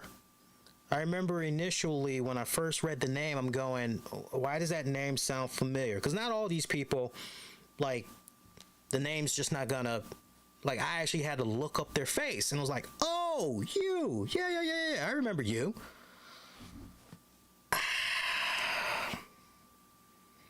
I don't get this one. She debuted in 2021, but she actually has been with WWE since 2019-ish. So, still a very young woman, 27 years old. I looked at a little bit of her stuff when it came to NXT, just to kind of get you guys caught up to speed a little bit. She had her wrestling debut on an episode of 205 Live. She also did a couple of tag matches with Katrina Cortez, Valentina Feroz, and Amari Miller. She then made her debut on the NXT brand. She took on Ivy Now. She then revealed shortly after that, September of 2022, that she had suffered an injury which was going to keep her out of action for about 9 months. Turns out it was a torn ACL, underwent surgery, and she came back May of this year. It was on an episode of Smackdown, where she was defeated alongside her NXT partner Valentina Feroz by the NXT Women's Tag Team Champions Alba Fire and Isla Dawn. So she did that in May, and then she pretty much, you know, so 27 years of age, and yet she came to WWE in 2019. Honestly, it might be a case where, going back to what I had said earlier, she wasn't progressing the way that those that were watching her were hoping that she would progress. You know, understand something. And I know, you know, look, perfect world, all these people just, boom, stay where you are. You ain't going nowhere. You know, but like at the end of the day, it's kind of one of those, you got to update your resume. Show me something. Show me that you are making some type of an effort to better yourself, whether it's in the ring, the promos, you know, show me that you're able to string this all together. It would be no different than you're at an NFL combine. You're interested in a particular quarterback. And yeah, that quarterback may have a damn good arm, but how good are they when you freaking take them into that dark room and you're showing them plays, and then you're asking them to draw out certain joints on the board? Okay, hey, you've got this scenario, you know, 3 nickel, you know, all that mumbo jumbo stuff, and it's like, okay, you know, what are you doing here, right? You want to know that they're able to process what you're saying to them, right? They know the playbook, they have an understanding, right? They can execute. You want to be able to know that, yeah, they're coming along, they're developing, they're getting it. 27 years old, she was there in 2019, 20, 21, 22, 23, almost 5 years. You can't really fault WWE on that one. I know I wouldn't. Let's see, we only got 3 more names. Kevin Ventura Cortez started with WWE in 2022. I gotta be honest, I don't know who the hell that person is. I see an image of them. They obviously weren't on TV enough, because they kind of look like a bootleg ass, who's that guy? Don't be a lemon, be a rosebud. Adam Rose kind of look like a bootleg version of him. I've never seen him really before. Ekman Errol signed to WWE in 2020. I gotta be honest, I'm surprised it took that long. That's a guy, every time I saw him, I'll be honest with you guys, straight up 100, every time I saw that guy, I didn't see it. I did not see it. I didn't understand why WWE signed this guy. He never wowed me, never wooed me. I never was even remotely interested in his matches. Guy seemed very, very bland for me. Who was the time splitter dude that was in NXT for a hot minute? Wore the Marty McFly jacket, always hitting his watch. He did stuff in New Japan. I can't think of his name right now.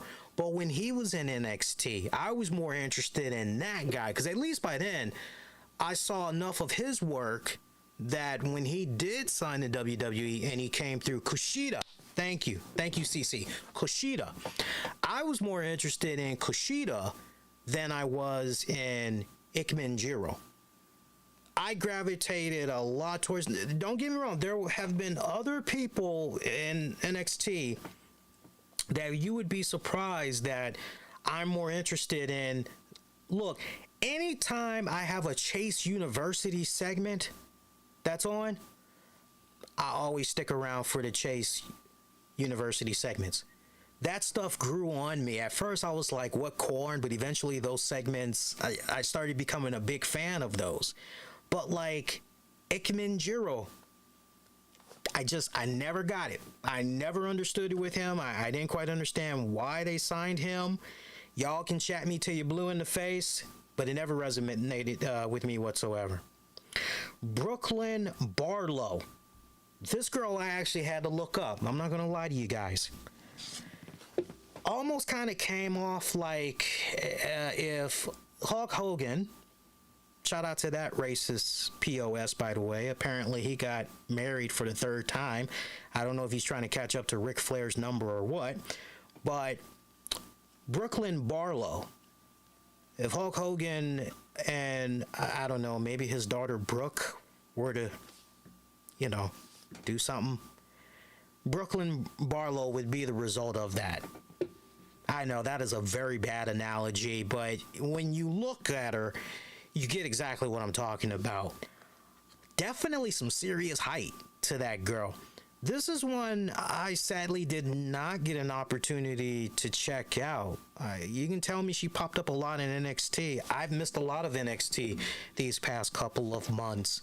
The promo that I saw her cut recently, I don't know, I was like on YouTube the other day, and she came off like a peace, love, soul, power flower, 60s Woodstock type of chick. That was like the whole vibe I was getting with this promo that she was cutting, right down to the little glasses that she was wearing, little sunglass glasses or whatever.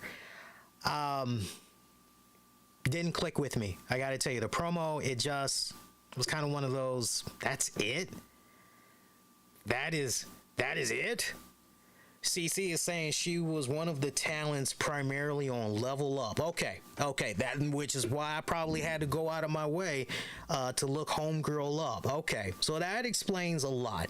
So it seems like what they're doing with that Level Up show then is what I had expected, which is honestly, those that were kind of on that next level, potentially, could be seen on future TV shows or whatever. Let's see how they do on Level Up first. It's kind of one of those type of deals. I'm actually trying to figure out what her real name is. It's bad when you don't even have a Wikipedia page. Like, seriously, I'm trying to look her up right now, and she doesn't even have a Wikipedia.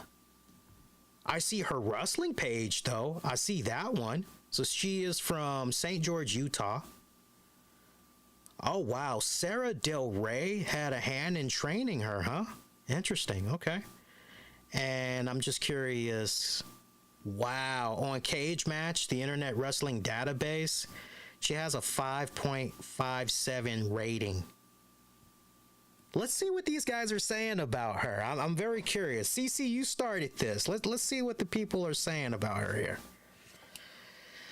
I've got Ali Chori, who's giving her a 5 out of 10. The fighter is not bad at all. She still has a long way to go, and that is why I have given her this rating. But looking at it well, she has a great coach like Sarah Del Rey. Okay. Wrestling Fan 892, not bad at all. She's been trained by a very good wrestler. Like, why does this sound like the same freaking person? Anyway, she has the potential to be a powerhouse female like Chyna or Rhea Ripley because of the great physique she has. Let's see. Wow, CC, you agree with that? You agree with that? Another person, Hopeless Helena, seems competent in the ring, naturally athletic, and a strong build. Hasn't had much of a chance to show a lot, but we'll see. I'm looking at the last entry that came in for her. This goes back to August 20th. This person gave her a 7. Brooklyn surprised me She was someone I was rooting for when she debuted, as she was improving quick.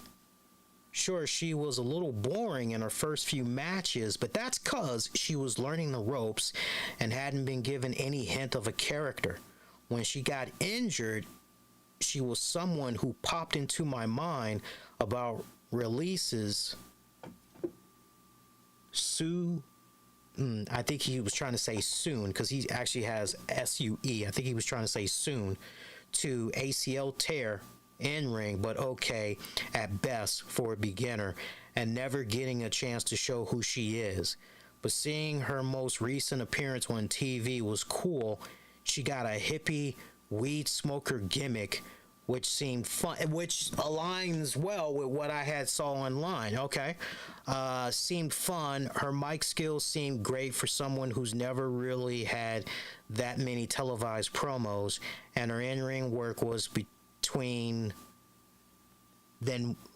what? You're missing a whole couple of words in there. Then when she left, okay. She honestly can be a great baby face. She just needs to get more reps in the ring, and she's going to be a beast. So you heard a wide range of stuff right there. I will admit she's got a great look. The look is definitely there. The stuff I saw with the promo, I wasn't really feeling. It was almost kind of like Matt Riddle's sister. And it's funny that I mentioned Matt Riddle, because I have yet to mention Matt Riddle yet. Bryson Montana started with WWE in 2022. Happy trails. And last but not least, Matt Riddle. Now, started with WWE in 2018. We saw what this guy was doing on the independents. If anything, I was a little bit taken back by the fact that it took him as long to get in the WWE, because I would have thought he would have been in WWE a lot sooner, because Matt Riddle checked off every single freaking box possibly known to man. Okay, so Matt Riddle, I'm not surprised by this release. I mean, first of all, and for the love of God, I'm gonna say this is probably gonna be really unpopular, but I'm just gonna say this. Matt Riddle is a prime example why those of us that have been involved in the podcasting business for so long, and we happen to talk about wrestling, Matt Riddle is a prime example of why, even if you have the access, you have the ability through whatever respected connections to maybe get Matt Riddle or maybe his woman or whoever on the show for an interview, why you don't freaking do the interview? Because there's just so much weird crap that's at play that the last thing you want to be doing is having your name, your show, your brand, your podcast be associated with controversy. Because at the end of the day, it makes you come off like a cheap hack looking for clicks. I'm not saying this about anyone in particularly, but yeah. So I say that we think about this incident that had happened at, what was it, the JFK airport, right? We think about that incident. That did not go well. Airport police had got report of someone acting disorderly, deplaning. They wanted to see what was going on.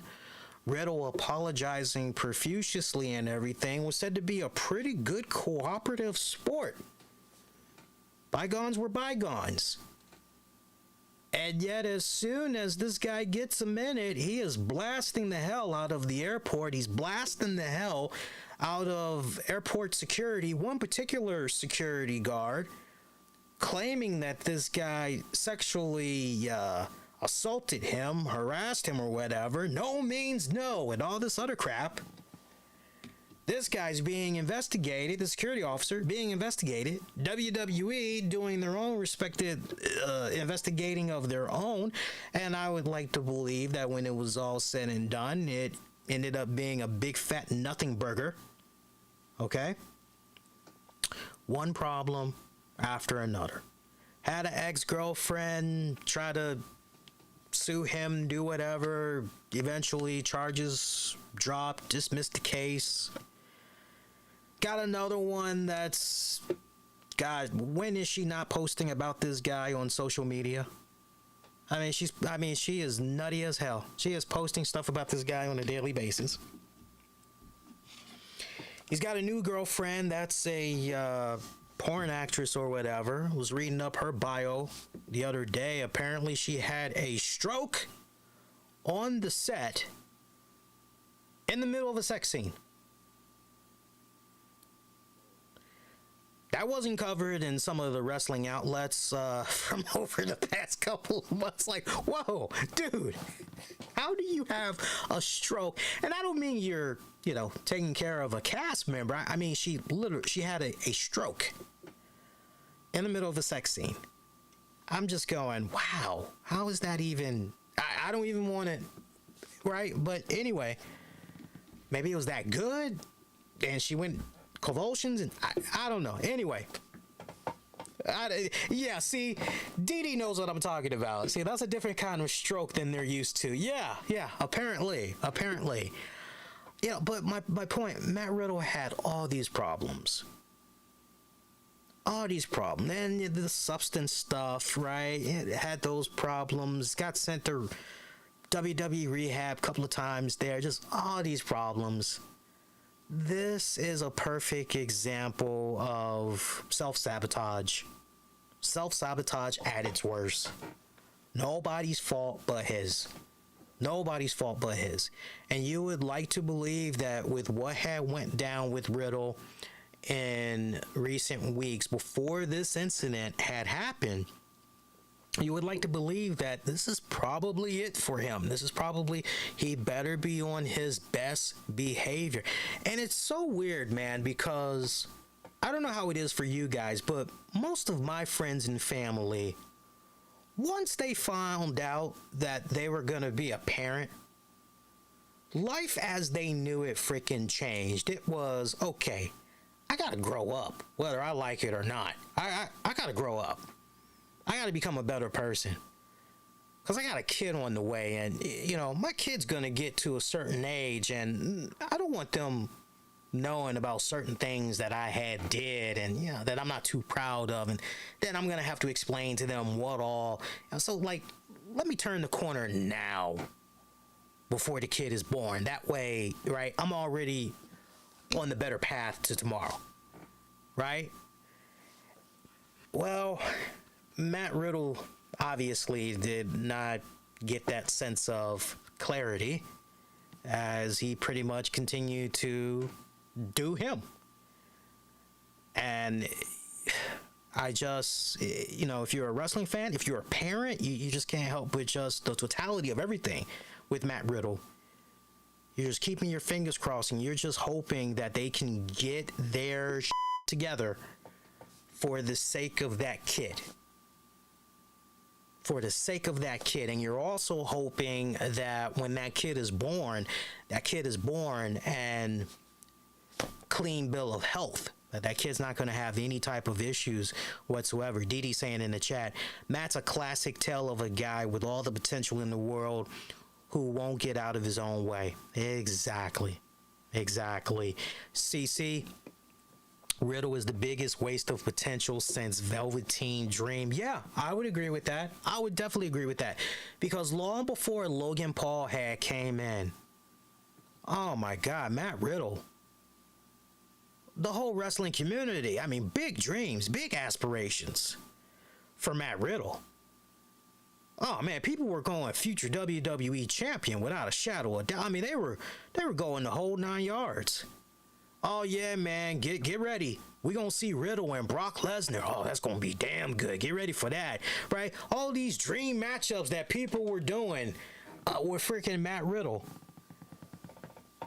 And like, this was like within the first 2 years of the guy being in WWE, and people were just already doing fantasy booking with the man and everything. They hit money when they did RK Bro. Selling so much merch, whole 9 yards, Randy Orton, First time in his life, he's showing serious personality that we never knew even existed. Quoted many times in interviews and all that, saying, yo, this is like my entire run in WWE is like the absolute best fun I've been having so far. Right? And you would have thought, you know, look, everybody's adults, but you just can't help but wonder if Randy Orton would have been in the picture, since they were driving buddies and all of that. You just can't help but wonder if Orton would have been in the picture, if that would have kept Riddle in check. You just can't help but wonder. But, you know, Riddle was already doing stuff on the independents. That's honestly a guy that's not going to have to wait that long. He's going to have plenty of options. Hell, Rob Feinstein of RF Video, signed by Superstars, he's already bragging about how he's already locked in Matt Riddle for some dates, for some virtual signings and all that. So, you know, the fact that that happens so damn fast, Riddle's going to bounce back without any problems whatsoever. Doesn't take a rocket scientist to figure out if you're an MMA promoter or whatever. Wonder if I can get Riddle to come in and do something for my promotion. Yeah, I mean, there's a lot that's on the table right now. I don't look at what happened with Riddle as some type of a conspiracy theory, as far as, you know, well, you know, Dana White and, you know, UFC and you know, well, now the, you know, TKO and no. When it's all said and done, that is a lot of freaking baggage. And not to mention, talk about serious embarrassment as far as the timing goes for that whole airport incident. I think that, if I'm not mistaken, I think that airport incident went down. Yeah, it went down days before WWE had right? So, like, yeah, man, no, you're gonna... No. We're going to take care of this right now before the new bosses can even say anything for the next time there's an incident that's at play involving your behind. And then we got to explain, well, how come we didn't get rid of you a couple of months prior? So, no, they had no choice. He did this to himself. Remember what I always say on this show? I always say to you guys, whenever somebody gets fired, let go, whatever you want to call it. People get themselves fired or let go from not ultimately doing their jobs. And then there's a case where, for some people, you know, like the Shelton Benjamins, like the Dolph Zigglers, you know, it's unfortunately a case where, hey, you ain't do nothing wrong. We love you. It's just we want to go in a different direction. And you can't help but respect that, right? You can't help but respect that. But at the same time, you know, those guys that I mentioned, they're going to bounce back. They're going to be fine. To everybody that got released, y'all are going to be just fine. Again, to those two kids in particular, Mansoor and Mace, start switching your game up now. Zip your lip. Stop with the social media streams. If you're gonna do a freaking Twitch stream, YouTube stream, and you're gonna talk about your times in the WWE, limit the topics. If you want to talk about some fun stuff like Tiffany Stratton was supposed to be Maxine Dupree, okay, cool. That's kind of cool. If you want to share some fun road stories, or, you know, hey, what's blah, blah, blah like to work with, you know, get some inspiration from Maven, who's been tearing it up with his YouTube channel. Get some inspiration off of him and take a few cues out of his playbook. Not saying you got to kiss everybody's behind, but just play it just right. I get it. I get it. At the end of the day, you're trying to get your 15 minutes of fame. You're trying to get those clicks, keep your name out there and all that. But there's a right way and a wrong way of doing things. And what you guys are doing right now, how you guys are operating, putting all that stuff out there, way to burn bridges is all I got to say. That is all of the WWE releases. I said an hour and 30 minutes. I'm just picturing you guys snickering in the background, going, yeah, 20 releases, and he ain't gonna be able. So I'm glad we got through all of it. Because honestly, I've been looking forward to talking about all these releases since it happened in the coming days. I could have easily fired up the show and came on during the weekend, but I wanted to wait just in case there was going to be some more names added on and everything. Yeah, Double D, yeah. His channel is definitely great. I love it. I love what Maven has been doing with that YouTube channel. Great presentation skills. I tell you, I don't know if he's a motivational speaker, presenter, or whatever for a 9 to 5, but if he's not, he needs to have his agent look into that stuff, because he would definitely do really well with that. I must say, he would definitely do very well with that. All right, so we got about 2 hours 34 minutes of a show. We're done. DONE done. Next edition, I'll come on live let's say Wednesday, September 27th, 2023. That's when I'll be back with you guys. Hey, if you haven't done so already, leave a like. That really helps supercharge the content, puts more eyeballs on it as well. Check out friends of the show. Shout out to Anthony Missionary Thomas and Joseph Numbers of Wrestling Soup. Shout out to those guys. Love my amigos there. Shout out to Julian Cannon of Digiday and The Nocturnal. I gotta see what's going on with him. I don't think he's been doing reviews for the latest season of Power Force. I could be wrong. I gotta get with him and see what's been going on with that. I know the Walking Dead Daryl Dixon series just premiered a couple of weeks ago. I watched the first episode. I'll tell you a lot more about it on Wednesday. But I like it so far. I'll let you know the reasons why I like it, certain aspects of it and everything. But yeah, that's pretty good. Shout out to Julian. Who else do I want to give a shout out to? Shout out to damn, his name is on the tip of my tongue. I'm trying to think about his name. I'm drawing a blank right now. His name will come to me probably as soon as I go off the air, but definitely shout out to DJ. We put the clips on pause for just a couple of weeks. We'll pick it back up in October. I got hit with some funny stuff involving the car. I won't go into it, but you know how it is. Some stuff happens with the car. All your money needs to go to the car, so everything's all good. But shout out to DJ. And who else? Shout out to you guys. Shout out to you guys for tuning in live. Shout out to those of you that's going to be checking this out for on demand and on the downloads. Join me Wednesday. This was a deluxe episode because of the releases. So don't think that 2 hours and change is the norm, because honestly, we've been averaging like 90 minutes or less. And that's definitely what we're going to be doing on the Wednesday show. So definitely join us for that. We'll come on after Dynamite's off the air, cover some Dynamite Fallout, get into some AEW news, look into that card for Wrestle Dream as well. No, I'm probably not going to be doing a Wrestle Dream post show, contrary to what Tony Khan has been saying about new era for AEW. It's like, you've been around like less than 5 years and you're already talking about a new era? Like, what's going on? What's going on? Are you serious? What's going on? What, new punk era? Or post-punk era? What do you mean new era? Like, what the hell is that? Right? What the hell is that? You know, that's like having a popular drink that's out for 3 years and then you're saying, hey, it's a new era for this drink. Like, I don't understand that. Anyway, I digress.